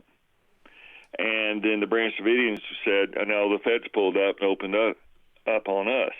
So the Branch Davidian compound had two 4x8 steel doors in the front of it. And the question was, can we examine these doors for forensic evidence to see which way the bullet holes are going in or out? And what had happened was the Texas Ranger brothers had walked through that fire. Everything was still hot, and they had seen those two steel doors laying there. And they had told the defense attorneys for the Branch Davidians, yeah, the bullet holes were going from the outside in, which proved the feds started that thing. Yep. And so they subpoenaed the doors at the criminal trial. They were going to bring the doors in and show them to the jury. Well, when they subpoenaed them from the ATF, guess what?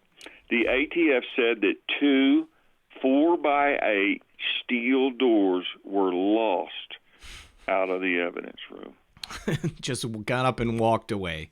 I guess. Now, okay, everybody knew that was a cover-up. So the next thing the defense attorneys did was they subpoenaed the two Texas Rangers to testify, eyewitness testimony from law enforcement officers that the bullet holes were coming from the outside in. And guess what happened just before they were supposed to testify? Oh, were they killed? No. Kiddie porn showed up on both brothers' laptops. That's one of their favorite things to do. They were indicted on a federal indictment. Now, if you're under a federal indictment, you can't testify in a criminal trial. Nope. Your testimony will be barred. So that's how the ATF and the feds got around that. And so their testimony was not allowed. The doors were lost. Branch Davidians were convicted. Well, it took 3.5 years or so, and both these Texas Rangers, they were really pissed, of course. They were trying to do what was right and tell the truth, and the crapped all over them. And so they finally got exonerated and got all the charges dismissed. But that's only one of the many, many anomalies. The same snipers, one of them, his name's Ron Haruchi. He's an ATF agent. He was in sniper nest number 7 there at the Waco compound. The standard issue sniper weapons are .308 caliber Remington ADL or BDL rifles, bolt action guns. At his sniper nest number 7, his .302 activity log reports, which every agent is required to file, stated he fired no rounds towards the compound, but there was .308 brass all in his sniper nest. And we figured they were just sniping the people through the windows. If anyone, stuck their head out or anything, they'd shoot them. Well, it turns out that Ron Haruchi was also the guy that was supposed to have shot Vicki Weaver while she was holding a 6-month-old baby up at the Ruby Ridge Idaho fiasco with Randy Weaver. Wow. She outside the cabin. She stepped outside that cabin. Now, that was on August 21st of 1992. Mm-hmm. Okay? And there were 400 feds that surrounded that little cabin up there. And later on, Randy Weaver won a $3.1 million lawsuit because his wife had been killed, a wrongful death lawsuit. They didn't get the little baby, but she had heard a chopper and walked out to see what it was, holding his kid. And the Fed said, "Oh, we thought she had a gun in her hand, you know." And so Randy Weaver sent me a copy of his book and autographed it and everything, you know, and said, "Hang in there, Cody," because these same dirty ATF agents, they show up at all these different places like Waco, Oklahoma City, Ruby Ridge, just like the Clintons. Yep. They show up over and over again. It's corruption, corruption, corruption. The Clinton Foundation, Uranium One, the email scandals. It goes on and on and on. Yep. And what we're trying to do is show historically and with eyewitness testimony that, and as much evidence as we can gather. You know, it's impossible to get all the evidence about black ops because stuff's classified or the evidence is, quote, lost or, you know, the pictures are in a fire, you know, and blah, blah, blah. But anyway, we're trying to show the patterns of this corruption. And America has fallen very deeply in especially the last few decades, the 80s, the 90s, 2000s, and now we see Julian Assange being arrested for WikiLeaks. We're seeing a pattern through all these events, 9/11, you know, Ruby Ridge, Oklahoma City, Sandy Hook, all these different so-called events. Mm-hmm. They're planned. There's a dark criminal cabal, a shadow government that is operating, sometimes through the intelligence agencies. Sometimes they're banker-sponsored through private contractors or whatever.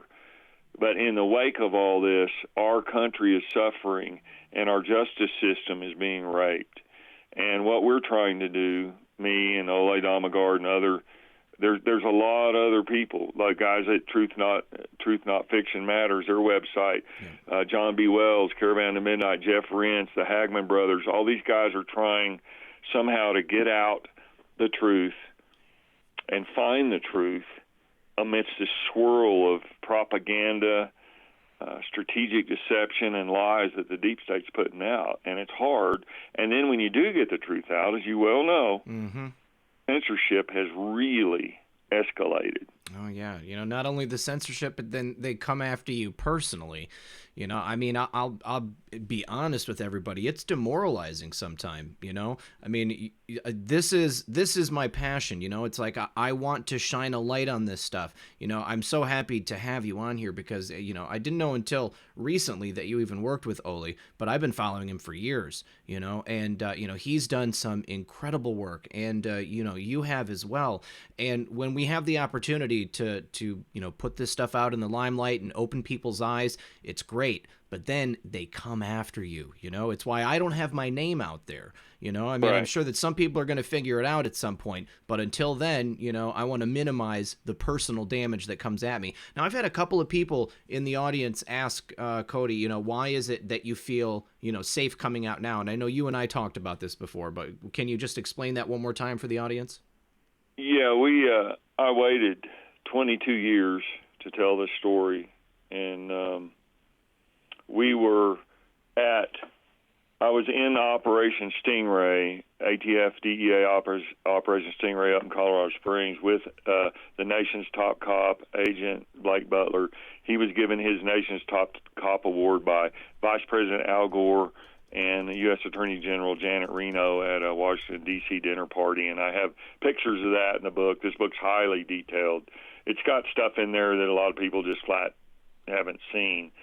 But, you know, you recall that there was the Columbine High School shooting. That was another April deal. That was April 20th of 99. That was up here in Littleton, Colorado, not far from where we are now. And that was the worst high school shooting in U.S. history at the time. And a couple of days after that, I was at undercover ATF agent Blake Butler's undercover residence, and they had 4mm hidden cameras in the stereo equipment. And we were talking, and Bill Clinton and Janet Reno were on TV, and we started talking. And I made the mistake of telling him about my past with CIA operations and black ops and stuff. And I went through the pedophile rings in Arkansas, told him about CIA asset, the sex slave Kathy O'Brien, who wrote the book Transformation of America, told him about the drugs and the arms in the aforementioned Operation Centaur Rose and so forth.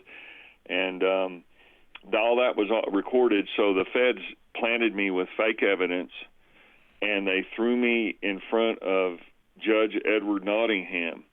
And Judge Edward Nottingham was the highest-ranking judge in the 10th Circuit Courts up here in Denver. They planted me with false evidence to shut me up because I know too much.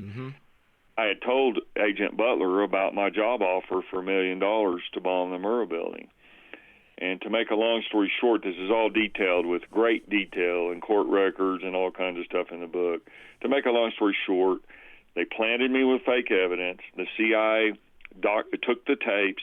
The feds doctored the tapes, did all kinds of things. We hired a tape expert named William Valentine, who worked for the CIA as a debugging electronics expert. He had coffee in the White House with 3 sitting presidents, Reagan, Bush, and Clinton, in the Oval Office.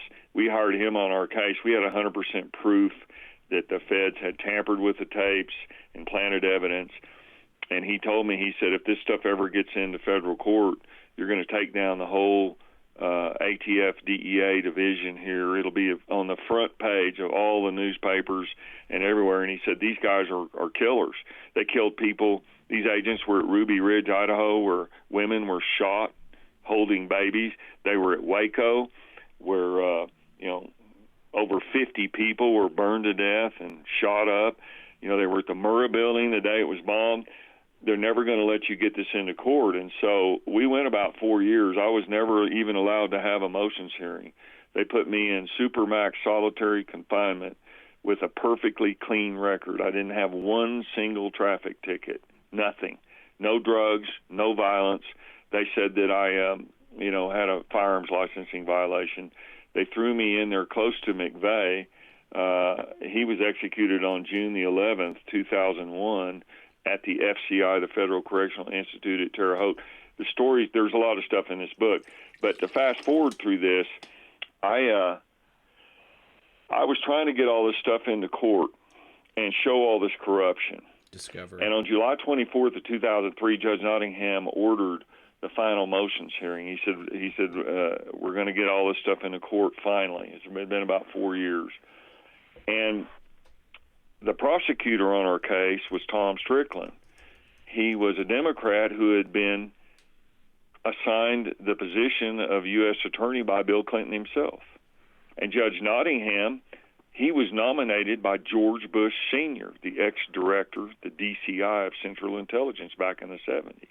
And the law firm that Tom Strickland worked for was a law firm in Denver, Colorado called Brownstein, Hyatt, Faber, and Strickland. And Norman Brownstein was the principal of that law firm.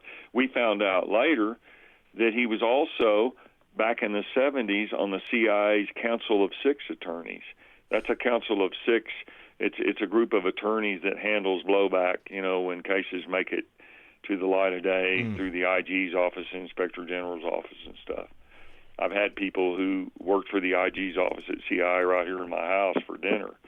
So anyway, the corruption, the fix was in. That's one reason they moved McVeigh's trial up to the 10th Circuit, because everybody there was CIA. Everybody was controlled by the CIA.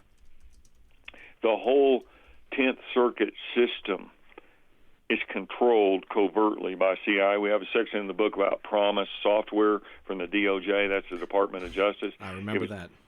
Yep, it was designed specifically to steer high-value cases, anyone with the CI, so judges like Nottingham could shut them up. An example was Joe Naccio with the Q West. Do you remember that? Mm-hmm. Yep, he didn't want to do the NSA fiber optics tapping that George Bush had secretly ordered after 9/11, and so they planted him with evidence too, and through him he got 6.5 years. So that's one way they deal with whistleblowers or anyone that knows too much, is they can plant them with evidence and run you through this rigged court system. It's got like a 98.6% conviction rate. It's just absolutely horrible corruption. The average American has no idea. John Kiriakou, Kevin Shipp. There's been if Eric Snowden was here, he'd be in it too. He'd probably for life. So anyway, Mike, I'm gonna get through this. I'm almost done. You're good. July 4th, 2003, Judge Nottingham orders this hearing. Well, a couple of weeks before that big hearing where we're going to get all this evidence in to take down the ATF, the DEA, the CIA, we had them in obstruction of justice, conspiracy to commit perjury to the grand jury, all kinds of charges. And Valentine, the tape expert, said, Cody, they're all going to prison. They're going to lose their jobs and go to prison. We have evidence to 100% legal standard, okay? We had forensic, electronic tape evidence, all kinds of stuff. So on July 7th of 2003, I'm at the Walmart parking lot on 8th Street in Colorado Springs. My wife's in there shopping, and I'm outside, and I'm leaned across the hood of my Crown Victoria LTD, and I'm cleaning the windshield. And the parking space in front of my car is open. And I've got my back turned to it, and I'm reached across, cleaning the windshield. I never heard it. I never saw it. I mean, I heard it. I just never saw it. I heard a motor floored, motor racing, and then the tire squealing. And a vehicle totaled my LTD Crown Victoria out from under me.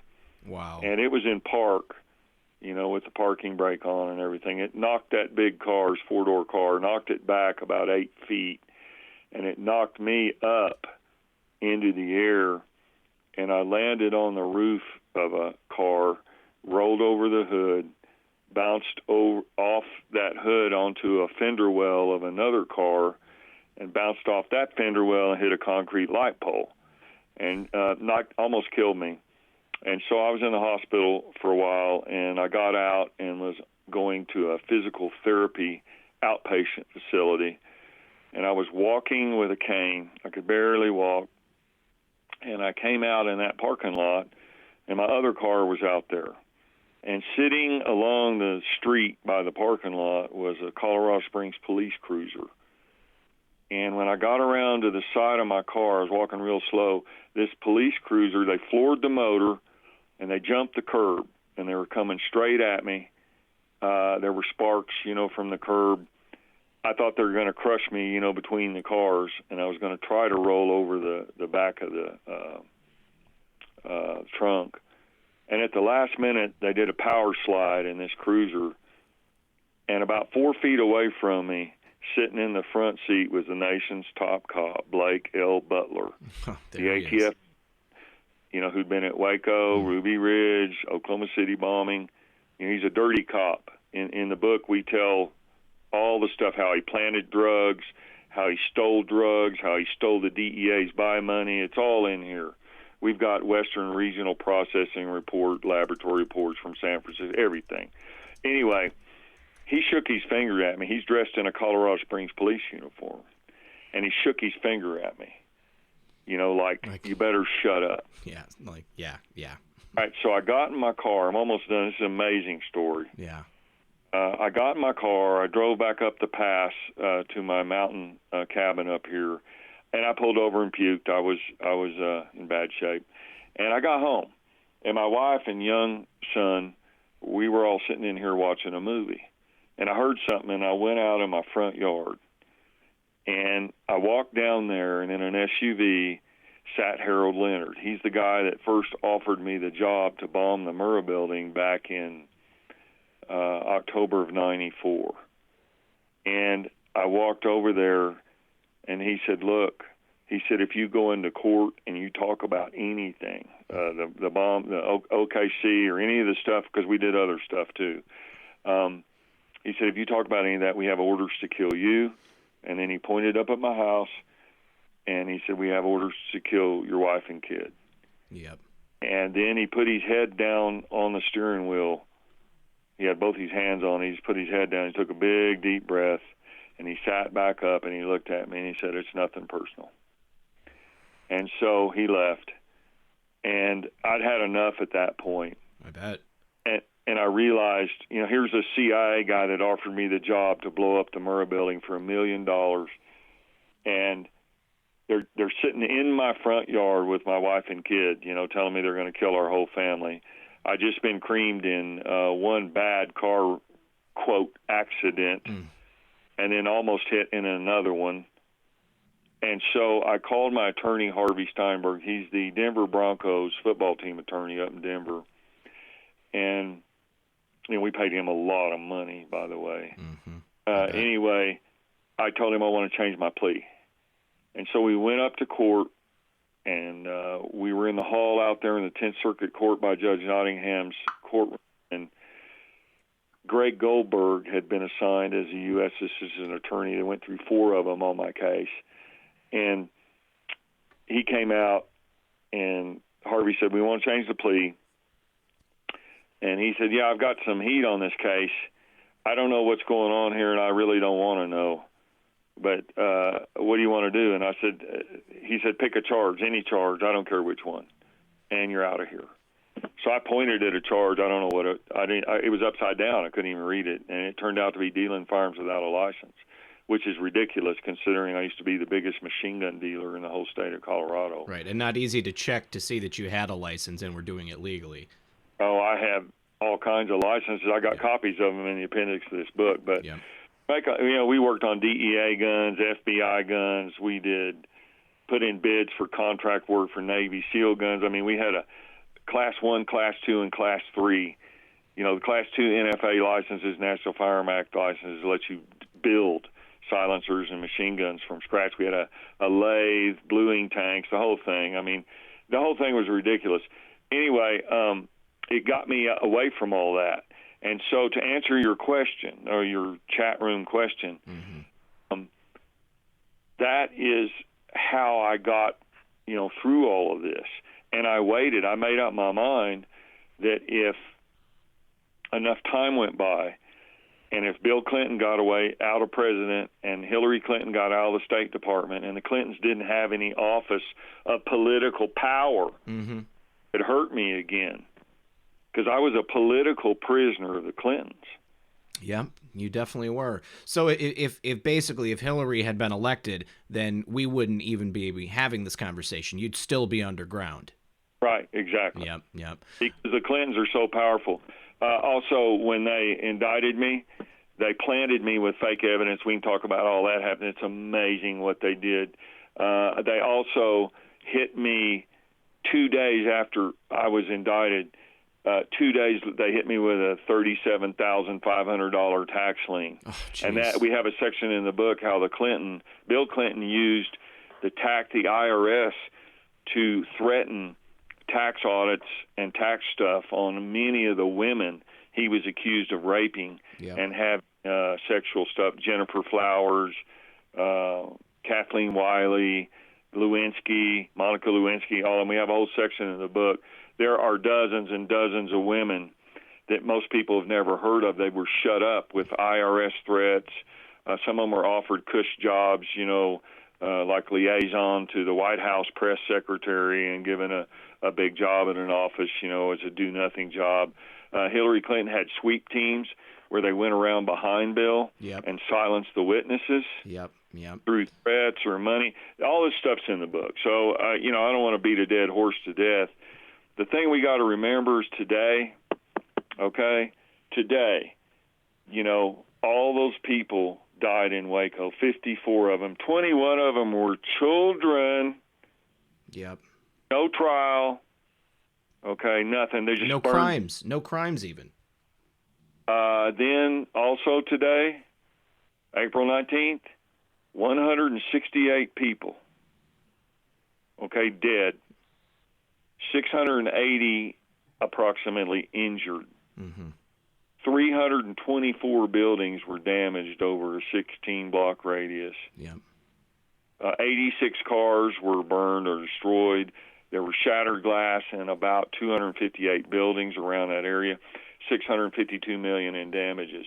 A lot of dead witnesses. We have a whole bunch of stuff in this book, like OKC Police Department, Randy Yeeke, who was the first one on scene. He was given a traffic ticket down on Northwest 5th Street when the Murrah building went up, approximately 9:02 a.m. Central Time. And he went running down there, and he saved people. He won the Oklahoma City Police Department's Meritorious Conduct Award. The glass had shattered things and cut people, and they were bleeding profusely. And he was charged with saving 4 people's lives. And so he was the first one to see the unexploded bombs in the daycare center. They had pictures. They did everything. He was murdered later. The whole story's in the book. They found him all cut up. Yeah. They said his patrol car was just full of blood. They said that he shot himself, through his top of his head, through his temple with his gun. 50 different police officers when they found his body. The whole story, dates, names, times, everything's in the book.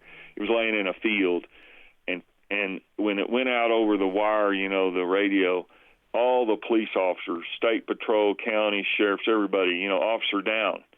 They all went running. They all searched that area for about an hour and could not find the so-called murder weapon. And an FBI chopper flew out of the Oklahoma City field office. They said, we'll take it from here. And within 5 minutes, they found the so-called, gun that he supposedly shot himself with. So miraculous. It's unbelievable. It's unbelievable when you read. It took 4 years to write this book, and we have this highly documented. The mainstream media was absolute masters at covering up the lies that are told not only at Oklahoma City, but the Waco, the Ruby Ridge. There's so many lies. It's so deep. You have to have wings to stay up on top of all the BS. It's insane how deep it goes. Corruption is endemic at basically every single level of society. And when you're talking about the mainstream media, probably half of them, if not more, are on the clown payroll. Now, Cody, do you mind if we go a little bit longer than 11 o'clock? Because we're going on 10:45 right now, and we haven't even started talking about 5G yet. Yeah, we can go a little bit. Like I said, I've been going all day. It's been one of our busiest days today, and I'm really tired, but we can do a little bit about the 5G. Yeah, if we can do that, because we got a lot of people in the audience who really want to know about that. Now, just before we move on to that, you guys, I just want to remind everybody, yet again, Choosing the Light by Cody Snodgres. If you want to get a copy for yourself, you can email Cody at codygoldenelk@yahoo.com. His information is in the description of this video below. So, Cody, let's talk about your, you know what, I have a couple of super chats I just need to say thank you for. Q Revere said that Dr. Chris Shaw found that people that never deployed but were vaccinated with anthrax vaccine developed Gulf War syndrome. Monica Fairchild wanted to know about the book. James Rohrback wanted to know about 5G. Also, Godsky and Gina both said, great guest, we love you. Thank you, Cody, for bringing sight to the blind. God bless you, sir. Never stop, dark to light. And our mutual friend, Matthew from Truth Not Fiction Matters, says the book by Cody is also on truthnotfictionmatters.com. So thank you, everyone, for those super chats, and I'm glad everyone's enjoying the show. So, Cody, you had mentioned earlier that you have advanced degrees in both mathematics and physics. And so when we did some talking about 5G in the lead up to this, so a lot of people are confused about 5G. 5G it's a spectrum of wavelengths. So tell us what you know about 5G and how it can be used for nefarious purposes. Yeah, we got a lot of stuff to cover, and we're going to go real easy. In the book, Choosing the Light, Chapter 10, is a book about CIA mind control. Mm-hmm. And a lot of people, we do these interviews around the world, they ask the question, was Timothy McVeigh a Manchurian candidate? Was he mind controlled? And we address some of those issues in the book. But the overall subject, you can't really talk about 5G without a little bit of talk about mind control. Mm-hmm. And the objective of mind control is to condition a subject's mind in such a way that they end up acting without consciously thinking. And so a lot of people, a lot of your listeners, I'm sure they've heard of the MK Ultra programs, with the CIA. Certainly. Yeah, I actually met Kathy O'Brien and talked to her. People ask me a lot of times on these interviews, do you think Kathy O'Brien, she wrote the book Transformation of America with Mark Phillips, do you think she's making all that up? Is she a liar? Is she whatever? And from holding her hand and looking straight in her eyes and feeling her, I believe that everything she's saying is true. Now, her mind was damaged. Yes. And she may not remember certain things because they do blank out your mind and do this kind of stuff. So what she's telling, she really believes is true. And this mind control thing's a big subject. The MK Ultra program was started. It has, New World Order and satanic world government underpinnings behind it. It goes back to Illuminati ritual-based sexual magic, creating alter personalities through trauma. It's a trauma-based mind control program. Mm-hmm. Kathy O'Brien was in the Monarch program, the Monarch butterfly, where you transform someone.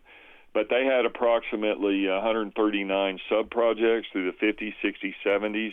We were in the Cold War with the Russians, Sputnik, the space race, the war for, with nuclear weapons. We were in a big race.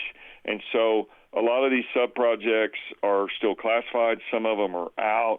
One of them, like 136, that was in 1961. That was an ESP research, experimental analysis of ESP, to evaluate possibility of using it in the intelligence field. And they had all these different ones, creating sleeper assassins, creating everything. It was done by Dr. Ewan Camera out of Montreal, Canada, at the McGill University, Allen Memorial Institute of Psychiatry. They used electroshocks, LSD, all this stuff. Okay? Now, what does this have to do with 5G? Okay? Well, throughout time, in 75 they had the church committee hearings, and a lot of this stuff was brought out. The CIA told Congress they were going to quit the mind control stuff, but what they really did was go deeper, and it morphed into projects like the Stargate program. David Morehouse wrote a book about that called Psychic Warrior. Joseph McMoneagle, they were guys who wrote books about being in that remote viewing program. That was how you take the spirit and project it out of the body, say to review, to look at Soviet missile silos or submarines, places where satellites can't see, or human intelligence can't see, photographic intelligence, so forth. So they took the remote viewing stuff. I mean, I can do 2-hour, 3-hour show on this, but we're getting into 5G. Yep. So as you fast forward through time and digital microprocessors came online, electronics became more compact and much more powerful. They began mind control using microwaves. And the 840 megahertz that our old 4G cell phones worked on had been weaponized. A lot of people don't know this, but the cell phone towers that went up all around America, they could be converted in times of national emergency for civil crowd control. And how that works is the 840 megahertz that our cell phones operated on, that happens also to be the natural resonance frequency of the human cranium. And so they learned how to modulate the microwave fields with carrier waves and set up resonance inside human craniums. These waves then affected the endocrine system, specifically the pineal, the amygdala, the hippocampus, and it can alter serotonin and melatonin output and cause a variety of mood swings. They can, at Los Alamos Laboratories in New Mexico, this stuff's classified. I've seen it with my own eyes, but it's a 10-year felony, 10-year prison sentence to own it if you don't have the security clearance for it. But they have the specific resonance frequencies to make people angry, to make them nauseous, to make them dizzy, to make them lose their will to fight. They use this stuff over in Iraq. They were covertly testing mind control stuff over there. Well, real quick, when the Iraqi soldiers surrendered, it was like famous. Everybody just laid down their weapons and like, you know, got on the ground. Is that what they did over in Iraq? Exactly. I talked to a forward artillery observer, and he told me this story face to face. He didn't want to talk anywhere. He wanted to go somewhere quiet because he said they told us not to talk about this under threat of prison. They were out in the desert, and they were calling in, you know, rounds for a forward artillery unit, and there was a bunch of Iraqis over one of the sand dunes, and he said they were ordered to stand down, and that these 4 like MRAP vehicles pulled up, and they had these big dish antenna things on them, and they pulled up in like a quadrant thing, 4 directions, and they projected a holographic picture of Allah up in the sky over these sand dunes where these Iraqis were. And then they were also using psychotronics, which is psychological manipulation by electronic means. You set up a resonant microwave field, and people want to surrender. And that's exactly what they did. That is all real. They also used this stuff at the Branch Davidian compound in Waco.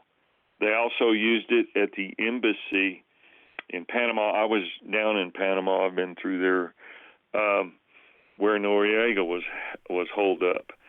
And one of the things they played was they played some AC/DC songs.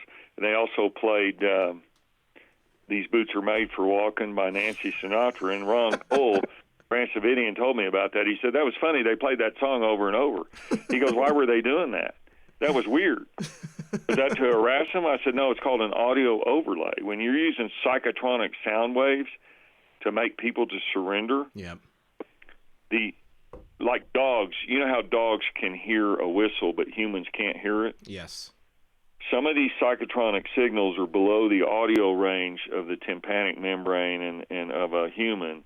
So what they do is when some of them get close to the hearing range, they do an audio overlay, and those songs, like These Boots Are Made for Walking, that overlays the psychotronic signal, so that if anyone gets wind of it, they have plausible deniability. You know, were you using psychotronics on these people? Oh, no, we're just playing songs, you know, and trying to harass them. So anyway, this gets real deep, okay? But anyway, getting back to the 4G and the 5G, this stuff was weaponized as a way. It was tested in Iraq. There were other operations. Crimson Tide is another one. Crimson Mist. That was in Rwanda. That was on the 6th of April of 1994. One of their planes crashed, and it had a bunch of their leaders in there. And this Operation Crimson Mist, what they did was they took a C-130 Hercules plane, and in the back of it, where that big door goes down, they put this huge microwave dish, and they set it up. It's real high-powered, and they turned on a microwave field. When all these people had gathered after their leaders had died in the plane crash, they turned it on for crowd control, and they made people go into rage. And so this is a way they can control or eliminate political dissent by remote means. They can shut down riots. Do you remember the Boston bombing where they had those MRAPs going with those little dishes on top? Remember the pictures they put out? Yeah, I thought that was real strange at the time. Yeah, that's so that they could use psychotronic signals for crowd control if they needed them. But this Operation Crimson Mist was a real-life field test, okay? And they flew over these crowds and bombed them. They called it electromagnetic augmentation of a pre-existing mental state. And they know what precise control of brainwaves to make rage. And what they did was they got a bunch of these people over there in Rwanda to start fighting and killing each other. Okay? And people can Google this up if they want to. It's been declassified now. But they delivered controlled brainwaves by modulating the microwave beam. They had a message signal and then a carrier wave and an amplitude modulated signal. Okay?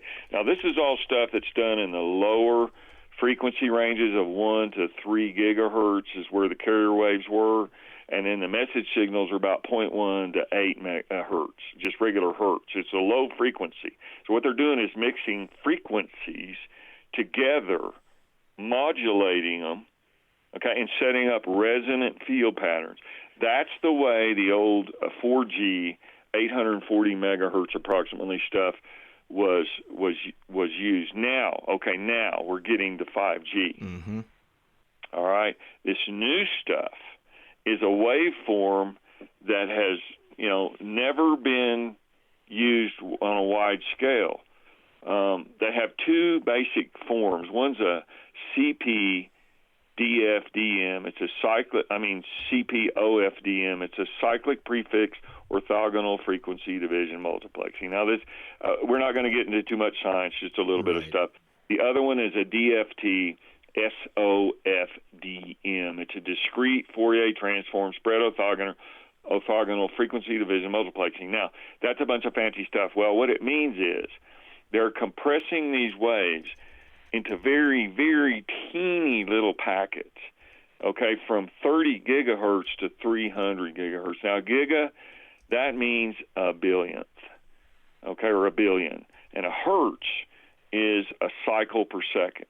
So a 30 gigahertz wave is 30 billion cycles per second. And 300 gigahertz is 300 billion cycles per second. So you can see that these are cycling very quickly, and it's called the millimeter wave spectrum. Now, they say 5G will decrease download speeds by, say, 10 gigabytes a second, and we can all download our HD movies in seconds and so forth. And the industry is lauding this new technology, way to save time, make things more efficient and so forth, and all that's true. It's about 3 to 4 times, maybe 10 times in some cases, depending upon the waveforms they use, faster than the old 4G stuff we're used to. Okay, but here's the problem. These millimeter waves don't travel well through buildings. They're absorbed by varying atmospheric densities. They're absorbed by rain, plant material. So they need a lot of antennas in a short distance. They operate by line of sight only. If anything gets in the way, they won't work. And they're going to have to put these things every 500 feet or so in cities. They're going to put them on lamp poles, telephone poles, meter boxes. You just got a blanket. You got a blanket in order for this to work right. Now, the problem when you set up these MIMO arrays, they call them, these little antennas, since these waveforms in 5G, these orthogonal, cyclic prefix orthogonal waves, are so small that the antennas correspondingly can be very small, and they can be millimeters. So they can put hundreds of little antennas in these arrays inside little boxes and then stick them on your pole. And this forms this big mass field, this electromagnetic soup, if you will. Now, this is what the Agenda 21 United Nations cities count on. If we are all ever microchipped and we have the RFID chips inserted into us, then this will set up the New World Order's control grid, the mark of the beast, like it says in Revelation. Yep. If this system is set up, all our freedom can be gone. Big Brother can watch everything we do. A lot of people don't know, I tell the story in this book, how Timothy McVeigh, when he was getting his anthrax shots to go over to Desert Storm in January 91, they selected out certain people. They did not tell them. This was part of a covert test program. They gave him a microchip in his buttocks in one of these injections and didn't tell him. It was an RFID chip. Mm-hmm. Back in the 90s, the protein coats on those radio frequency identification chips were not as good. They were testing them. Mm-hmm. And his went bad on him, and he got a red sore in his butt later on. And he got really pissed off when he realized he'd been used as a guinea pig two ways. Number one, he got the squalene anthrax adjunct that we had talked about previously, and then he also was used in this test program for Lockheed Martin. It was a covert test over the battlefield of the BEAST system. It stands for Battle Engagement Area Simulator Tracker. Satellites that were tasked above Iraq were looking down through real-time battlefield conditions such as sand, oil well fires, smoke, and so forth to track individual enemy soldiers and equipment. So with 5G, not only are they going to be able to track you everywhere, they're going to, force people to become part of this new financial system, because if you don't have the chip, then you're not going to be able to participate. But then they can also use that spectrum to influence your emotions, maybe your actions, and put thoughts into your head like it's insanity. It's just crazy to think about. Now, you had mentioned when we were talking before that there is one spectrum within 5G, or perhaps one set of bands or whatever that's particularly dangerous. And you said that was the 61 to 71 gigahertz. Can you tell us about that? Yeah, the old Y gig is 2.4 gigahertz. That's 24 megahertz. Mm-hmm. Water molecules begin to rotate on their axis around 2.4 gigs. But when you go up to the 60 gigahertz, which is the new Y gig, oxygen molecules begin to absorb the energy from the frequency, and it affects their covalent bonding. And so oxygen binds in the hemoglobin of every animal's blood, human, dog, cat. We have to have oxygen, and it has to be delivered to our tissues, and then it has to uptake carbon dioxide and send that out through the lungs.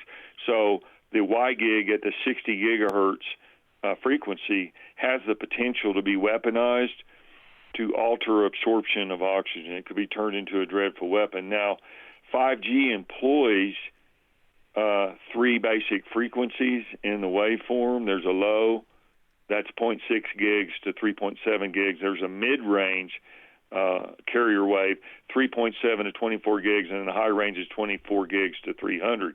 Now, what you're talking about is the 61 gigahertz to 71 gigahertz range.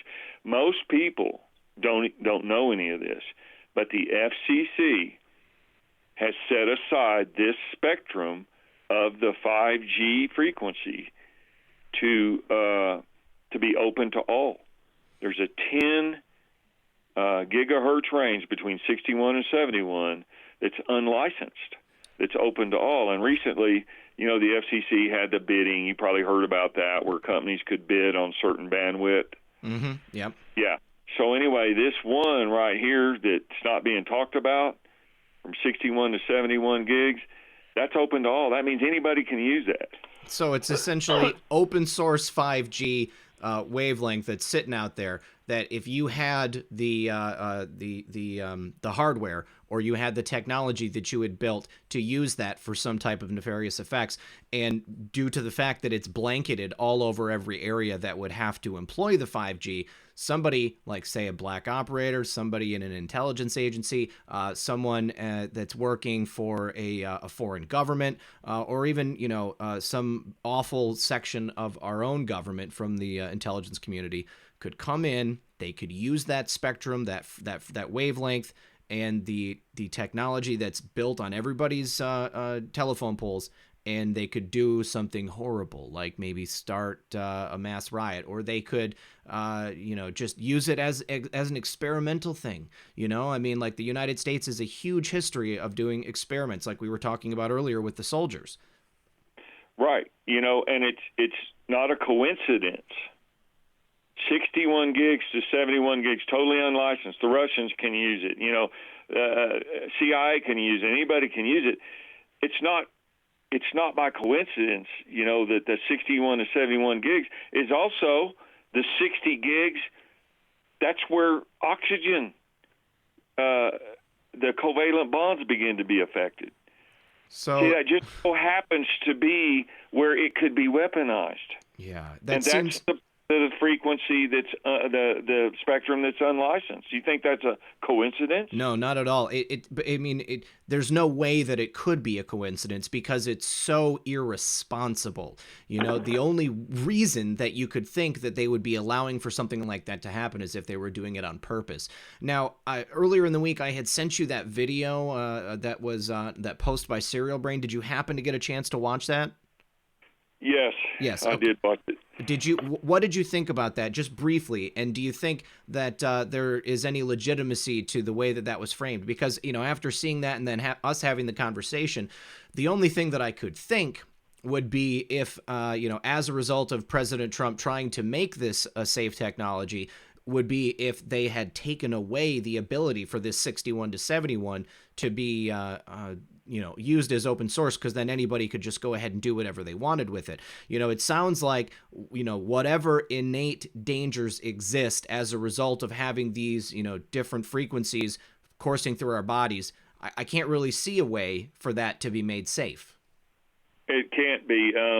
There's something called Eclipse. That was an European Union funded review. It was a body that was dedicated to policy impacts on, because everybody over in Europe is all jammed together. It's real small. So if you turn on a 5G field, it's going to affect people because the population densities are so high. Okay. And so they looked at 97 different studies over in Europe. 97 of them are how electromagnetic radiation affects the environment. And their conclusion was that it could indeed pose a potential risk. And now they watered that down because the U.S. military has weaponized 5G already, and they use it in those millimeter waves where they can turn on a crowd control thing, and your skin, this 5G frequency is absorbed in the outer epidermal layers. It doesn't go very deep, and it starts heating you up.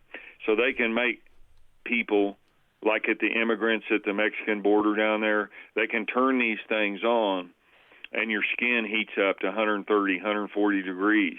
And it hurts so bad, and you get so hot that you run away. And that way, it is politically correct. You don't have to tear gas women and children at the border for CNN crews to film and blow all over the media. You can just turn these things on nice and quiet. Mm-hmm. Everybody runs away, and nobody knows what's going on. But this stuff is horribly dangerous. There's a large number of health effects. I mean, there's confusion, short-term memory loss, headaches, migraines, ESS, it's electromagnetic sensitivity syndrome. You can have sleep disruption, night sweats, depression, suicide, irritability, nosebleeds, hair loss, chronic fatigue, goes on and on and on. All right, but here's what you got to remember. Everybody listening out there, Google this up for yourself. It's real important. The Radio Frequency Radiation Site Safety Information Act. Wait, I'm sorry. Could you give that to me one more time? I'm going to pull up on screen. Okay. The Radio Frequency Radiation Site Safety Information Act. That's House Resolution 7236. All right. Okay, got it. Yeah, that limits exposure of telecom companies for injury. You know how they did the thing with the vaccines where they said, oh, you can't sue the vaccine companies? Mm-hmm. Okay. They are preempting this. Oh, God. Listen. They know 5G is dangerous. Yeah. And they don't care. Okay? That's why right now they've made this act and people can see it for themselves. Don't believe me. Look for yourself. Mm-hmm. They're putting this in there because they know there's going to be lawsuits. What if they set up one of these big 5G towers close to a school, and children are sitting there under these 5G fields for hours and hours, year after year? Yeah. This technology has not been tested. This technology causes DNA and RNA alterations. The frequencies are so high, it actually affects the covalent and ionic bonds of certain molecules at certain frequencies and certain amplitudes. What this is a potential mass biological hazard. Okay? It's untested. It's great for the industry. Yeah. And Donald Trump in that the video you sent me, Serial Brain, Trump put the tweet out that we need 5G and 6G. Yeah, it's great for business. It's great for the corporations. I mean, glyphosate was great for Monsanto. Yeah, it was. It's not great for the people who get cancer. No, it's not. No. So this 5G, the point we're trying to make is this is a brand new technology. It's never existed before in the history of mankind, and now they're wanting to spread it all around and turn on fields 24/7 where our biological organisms are existing in. And our DNA, our RNA, our endocrine systems, the electrical conductivity, neuropsychosis, neurological effects, they have not been studied. They have not been studied. And this could be the New World Order's kill grid.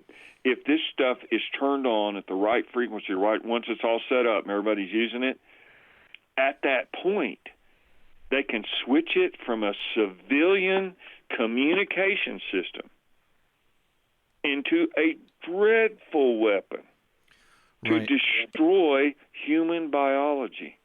Yeah, and somebody, Erin, my first guest, she's done quite a bit of research on 5G too, and she had found a gentleman by the name of Eric Dollard, and she said that it has been tested. But I think the point that you're trying to make is that the long-term effects of blanket, radiation from these spectrums and these frequencies, they have not been tested because they haven't been around for long enough.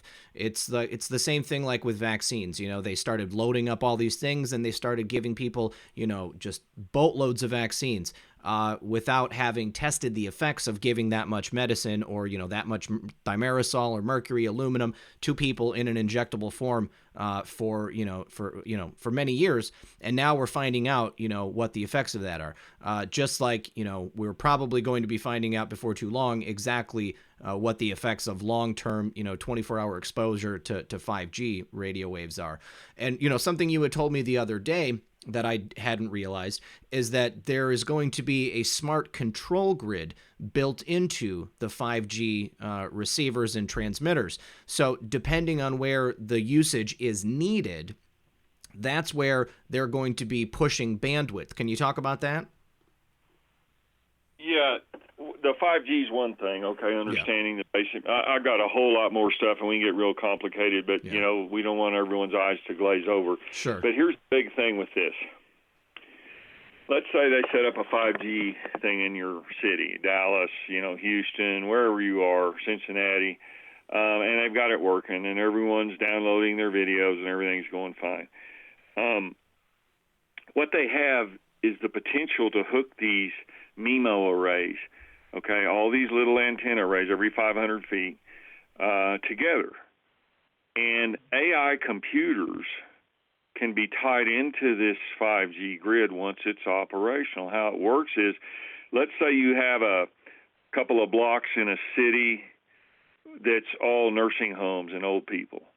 And they all go to sleep early at night, and they turn off their computers and they turn off their phones. Well, the 5G bandwidth is not needed in that area. So what happens is there might be another area in town where a bunch of kids, high school kids are studying for finals, and they're up late at night and they're using their cell phones, and there's a lot of bandwidth use. The AI computers can sense that in these MIMO array grids and then move the usage and move it over to where it's needed.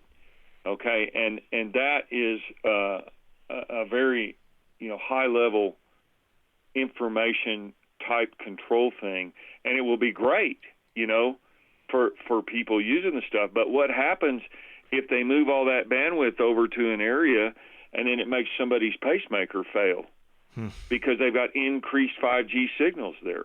Yeah. And increase. You see what I'm saying? Yeah. I mean, the potential for it is enormous. You know, I mean, people, you know, I don't see people talking about it much nowadays.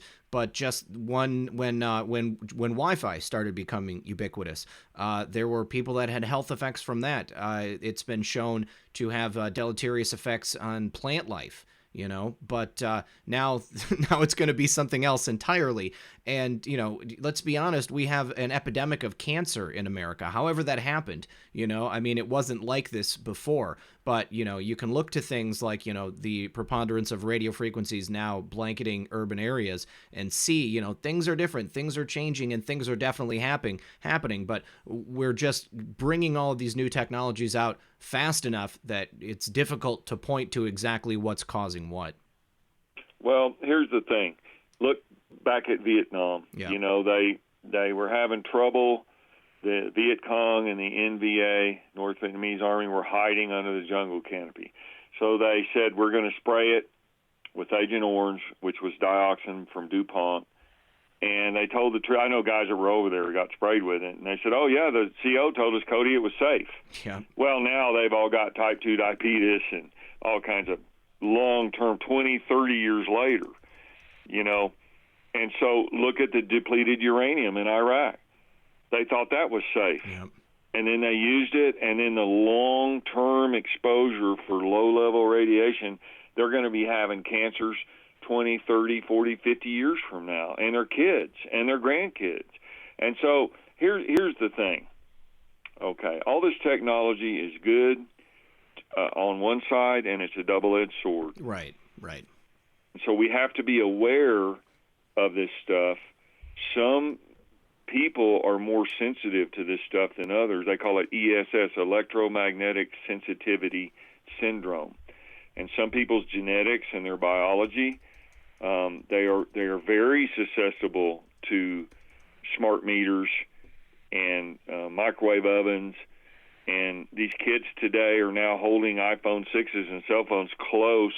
I know a lot of girls that, you know, they put them down in their bra and they turn their songs, their playlists on, and they listen to music. But that thing is bombing their heart area and their breasts with microwaves, which could cause, I'm not saying it, you know, in every time, but it could cause, it has a potential to cause breast cancer 20, 30 years later. And so all I'm saying is this stuff has not been studied. The industry wants to push it out because they're going to make money. Yeah, not to scare everybody, you know. I mean, I've definitely seen some people freaking out in the chat, but you know, it's all about, you know, just getting the information out and educating yourself. You know, everything there. I've also seen a couple people mention that you know, there's a lot of different things out there that are causing health effects, and that's the point that I wanted to make earlier. You know, somebody said that there was, you know, just from the original telephone systems, people had health effects. You know, yes, just by virtue of walking down the street, you guys, our lives are at risk on a daily basis from a number of different things. But, you know, think about this stuff because it's coming. There's nothing we can do about 5G. Somebody had given a super chat, Miss Mazzy64, and thank you very much for that, my friend. She said, I wanted to know if I get an old flip phone or an unsmart phone, will I be safe? I was told my provider that I cannot opt out of 5G. Well, if you want a cell phone and the only thing that your provider is offering is 5G, there's nothing else you can do. I'm sure that if they still are operating the old 3G bands, then you may be able to find a phone that you could use on it. But I think the point is that even if you're not using it yourself, you're still going to be walking through all this stuff, you know, just by virtue of being in an urban area. Yeah, and there's things that we can do. Like right now, I'm talking on this base unit. It's a radio phone, but I have a Faraday cage around it. I've got Faraday cages around my smart meter down here. I live way out in a rural area. I'm 4 feet to the national forest. I mean, we're way out in the Colorado mountains, but we don't have to worry about 5G out here like you do in a big city. Like, can you imagine what Manhattan, New York's going to be like? Yeah. With all the people and the cell phone usage there, they're going to have a lot of bandwidth and a lot of power to push the bandwidth through all those buildings and all the stuff that's there. So they're going to be living in a soup, so to speak, of this stuff. And so there's good points and bad points, and there's things that you can do. You can look where you're doing in your house, but you can order meters. They have meters that will show you where the fields are in your house. Mm-hmm. There was one couple that had a kid, and she would always fall asleep at school, and the teachers were calling her parents going, gosh, she's sleeping, what's going on through class, and then they had an electronic guy, and it turns out that her head was right by one of these smart meters that was outside the wall of her bedroom. And they moved her to a different part of the house and installed some electromagnetic shielding. Mm-hmm. She started sleeping better, and then at school she was awake, and all the problems went away. Yeah. Now, I've also heard that shungite is something that you can use to shield yourself from electromagnetic frequencies. Shungite is a mineral. You guys can do some research on that. I saw people talking about it in the chat. I saw a YouTube video somewhere that somebody had taken powdered shungite and mixed it in with paint and then painted all the walls in their home. And basically, they thought that might shield them from electromagnetic frequencies. But if it's not going to be on your poles, your telephone poles, it's going to be on the side of your house. I just got a notice the other day saying that they're putting in smart meters in my neighborhood, and there's nothing I can do about it. Apparently there is like an opt-out option, but then they put you on some type of meter that is far more sensitive, and apparently you end up, paying like an extra like $200 to $500 per month for your power, whatever it is. So they really try to screw you so that you have to use the 5G meter. Again, it's going back to the money. If you cut off somebody's source of income or make it difficult for them to live, then they're a lot more likely to put up with whatever it is that they're going to make you do. I got something for people to think about. Okay. You remember how they took lead out of paint? Mm-hmm. And we were told that it was, to stop the poison and everything. What if they didn't want lead in the paint on your walls of your house? Yep. Because it would block the 5G signals that they knew were coming. I've definitely thought about that previously. Yeah, definitely thought about that. Lead is an effective shield for radiation. And, it's pretty obvious that the technologies that they bring to a consumer level have already been, something that maybe the military or the intelligence community has had for, decades. And these plans that they've had for us have also been in effect for, many, many, many, many years. So, we were talking about, the mark of the beast and, the changing society to, be what these nefarious people want it to be, the deep state, the shadow government, the NWO, whatever you want to call it. But I think that you're right. I think that they very well could have thought about the fact that lead would be an effective radiation shield, and they wanted to get rid of it so that they could, not only control us, but, I think that changing our DNA is a part of it. I think that there's this transhumanist movement, and so they want to move towards making us, into whatever it is that they're trying to make us become. There's a company in Stockholm, Sweden right now called Biohack, and they have approximately 4,000 people already implanted with their newest version of the RFID implantable microchip. It goes on your left hand, usually between your thumb and your first finger in that little fatty part of your tissue right there. And they're already using them. They even have vending machines. Yep. Where you walk up and just scan your hand with that chip in there, and Cheetos or, Dr. Pepper or whatever comes out, and it's all charged, to your account and everything. And so this stuff is being implemented, and Homeland Security did go over there. FEMA also went over there and toured that Biohack plant and bought some, it's about 1,000 plus test chips to bring over here, and they're testing them. Also, in federal prison at the FCI Inglewood, I talked to a guy up there that had been at the Sheridan, Oregon FCI, and he told me that he was part of a covert test program for chips, and I didn't believe him. So he pulled up his shirt and showed me where they cut him. It was down on his right side by the adrenal glands on his kidney there, and there was a scar there. And then he showed me the paperwork, and they reduced his time off his sentence for voluntarily participating in this RFID chip program. They were testing inmates going all around the prison in different places and how well the system worked. And they were also testing it, aforementioned Desert Storm with Timothy McVeigh. Yeah. So they have been testing this technology to set up the worldwide New World Order control grid, the Agenda 21 cities. It's all here. It's all coming.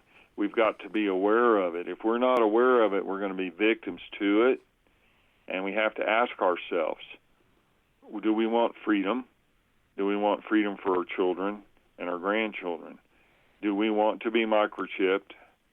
Do we want to be watched everywhere? Do we want to be chemtrail sprayed with all these sprays in the sky?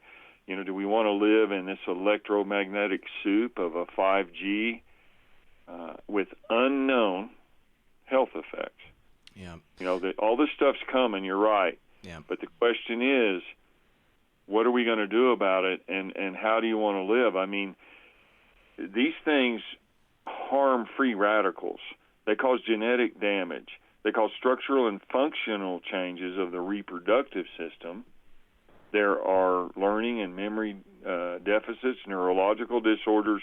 It goes on and on. And like I said, this stuff's been weaponized. The 4G was weaponized with the Y-gig, and I mean the 4G was weaponized, and then the Y-gig, the new 5G, can also be weaponized. So it's once the grid's set up and it's in place. Yeah.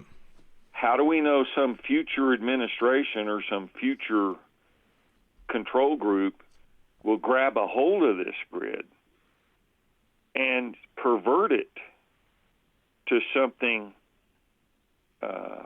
hard to imagine? Yeah. I mean, it's a huge possibility. You know, I mean, I think Donald Trump is doing a lot right now to try and, you know, hopefully safeguard against that happening in the future. But you can only look so far ahead.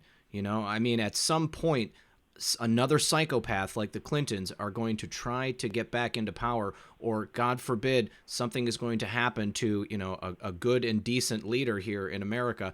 But also, you have to remember, and we've talked about this on the program before, is that the government, the military-industrial complex, it's so big, okay? You know, it's difficult to make sure that psychopaths don't get in there, because that's their main goal, is, you know, to get power and to control people. And then you've got, you know, these Satanists and these Luciferians that have their own agendas. You know, there's so many different levels. And, you know, hopefully this is going to get cleaned up, and we can protect ourselves to the best of our abilities, you know, keep trying to learn, get as much information as we can. You got to red pill other people. You know, it's interesting, right before you mentioned chemtrails, my friend God's Guy, he said he's freaking out about chemtrails. Now it's getting worse every day. He's on YouTube, and he posts a lot of videos of the spraying that's done out in California. And, you know, I personally, where I'm at, you know, I have seen what I perceive to be less spraying going on. You know, I had assumed that there was less spraying that was going on the West Coast because, you know, it started raining in California again, you know, so I thought maybe things were getting better, but apparently it's still just as bad as it ever was. Yeah, we're doing a whole bunch of stuff about that right now. We got files. I got stuff from South Korea, from chemical engineers and all kinds of stuff. I just want to say one thing. I know we're getting short on time. Yeah. Palm Beach exempted itself from 5G wireless law. The town manager, Tom Bradford, people can Google this up too. It's kind of funny that they exempted themselves, and that happens to be where Mar-a-Lago is, Trump's estate. It's been exempted mysteriously from 5G wireless law. That's very strange. Maybe they know something we don't know. with like the aforementioned resolution 7236, House Resolution 7236. Wow, yeah, I just pulled up an article on it. Yeah, it limits the liability of telecom companies for any injury caused by exposure to radiation. Now, why would they be pushing to stop any lawsuits or anything before 5G is implemented across the whole country? Preemptively protecting themselves from class action lawsuits. It's obvious. Because they know they've been on deliberate suppression of the ill health effects of 5G. There's a deliberate conspiracy to suppress these ill health effects.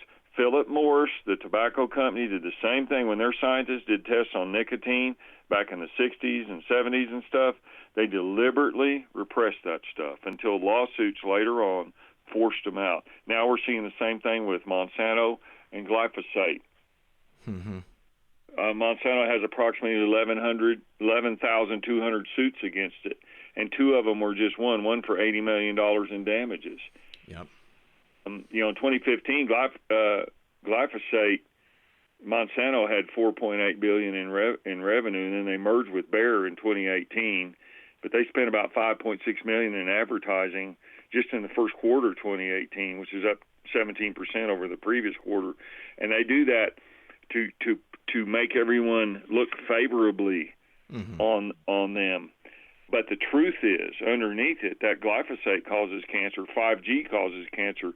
They're showing us the good stuff. Yeah. But they're deliberately suppressing the bad stuff. Yeah. And that's what we have to be aware of.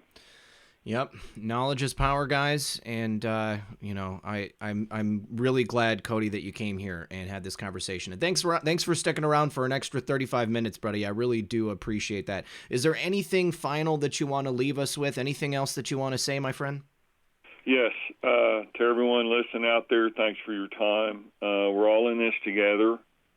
This is a spiritual battle, first and foremost, between the forces of light and the forces of darkness. The forces of darkness are using high technology to control us and to mislead us with their censorship and so forth. So be vigilant and be aware.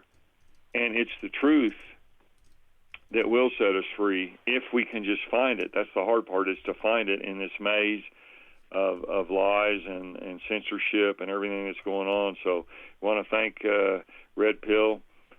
We want to thank you for your time and all the other people out there, the truth seekers who have been so horribly censored. A lot of guys had their videos taken down, their channels taken down, their websites. We've been hacked into the Stone Age, here trying to do our work. So hang in there and hold the light and try to do our best, because we're at a precipice in human history now. And there is a major battle between the forces of light and the forces of darkness. It's going on right in front of our face. It's so true. So true.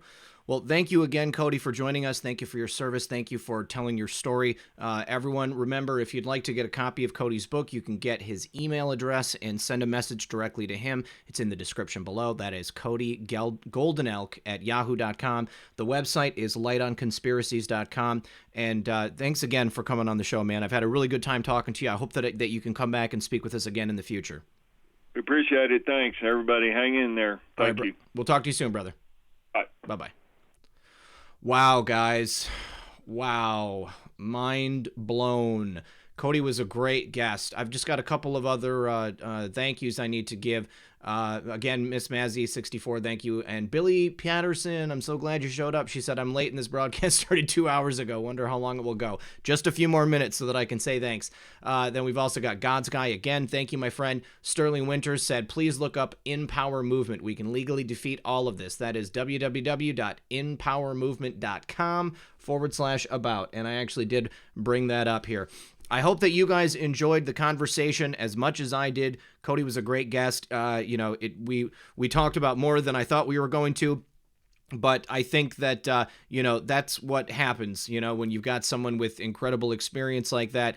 They have, I could have talked to Cody for another 4 hours, you guys, and I would have been just fine with it. But I know I saw people dropping off and I saw people saying that they needed to go. So you guys, don't forget, I have a special announcement. Tomorrow night is going to be the return of Jason Was a Gentile. Jason is going to be a recurring guest on the show. He's going to be on the show with me every third Saturday of the month, and he is going to be debuting a new song, a new awesome song. I'm going to save any of the news that I had been planning to talk about tonight for tomorrow, because Jason's going to be with me for the whole 2 hours. We're going to have a lot of fun. Hopefully it'll be an uplifting show, because that's what we need. Happy Easter, everyone. This is a great weekend, no matter what else is going on in the world, as long as we have faith and like Cody said, stay in the light. I love you guys. Thank you very much for joining us tonight. As always, this has been Red Pill 78. I am the Corruption Detector, and this was your Red Pill News for Friday Night Livestream. Good luck, everyone, and God bless.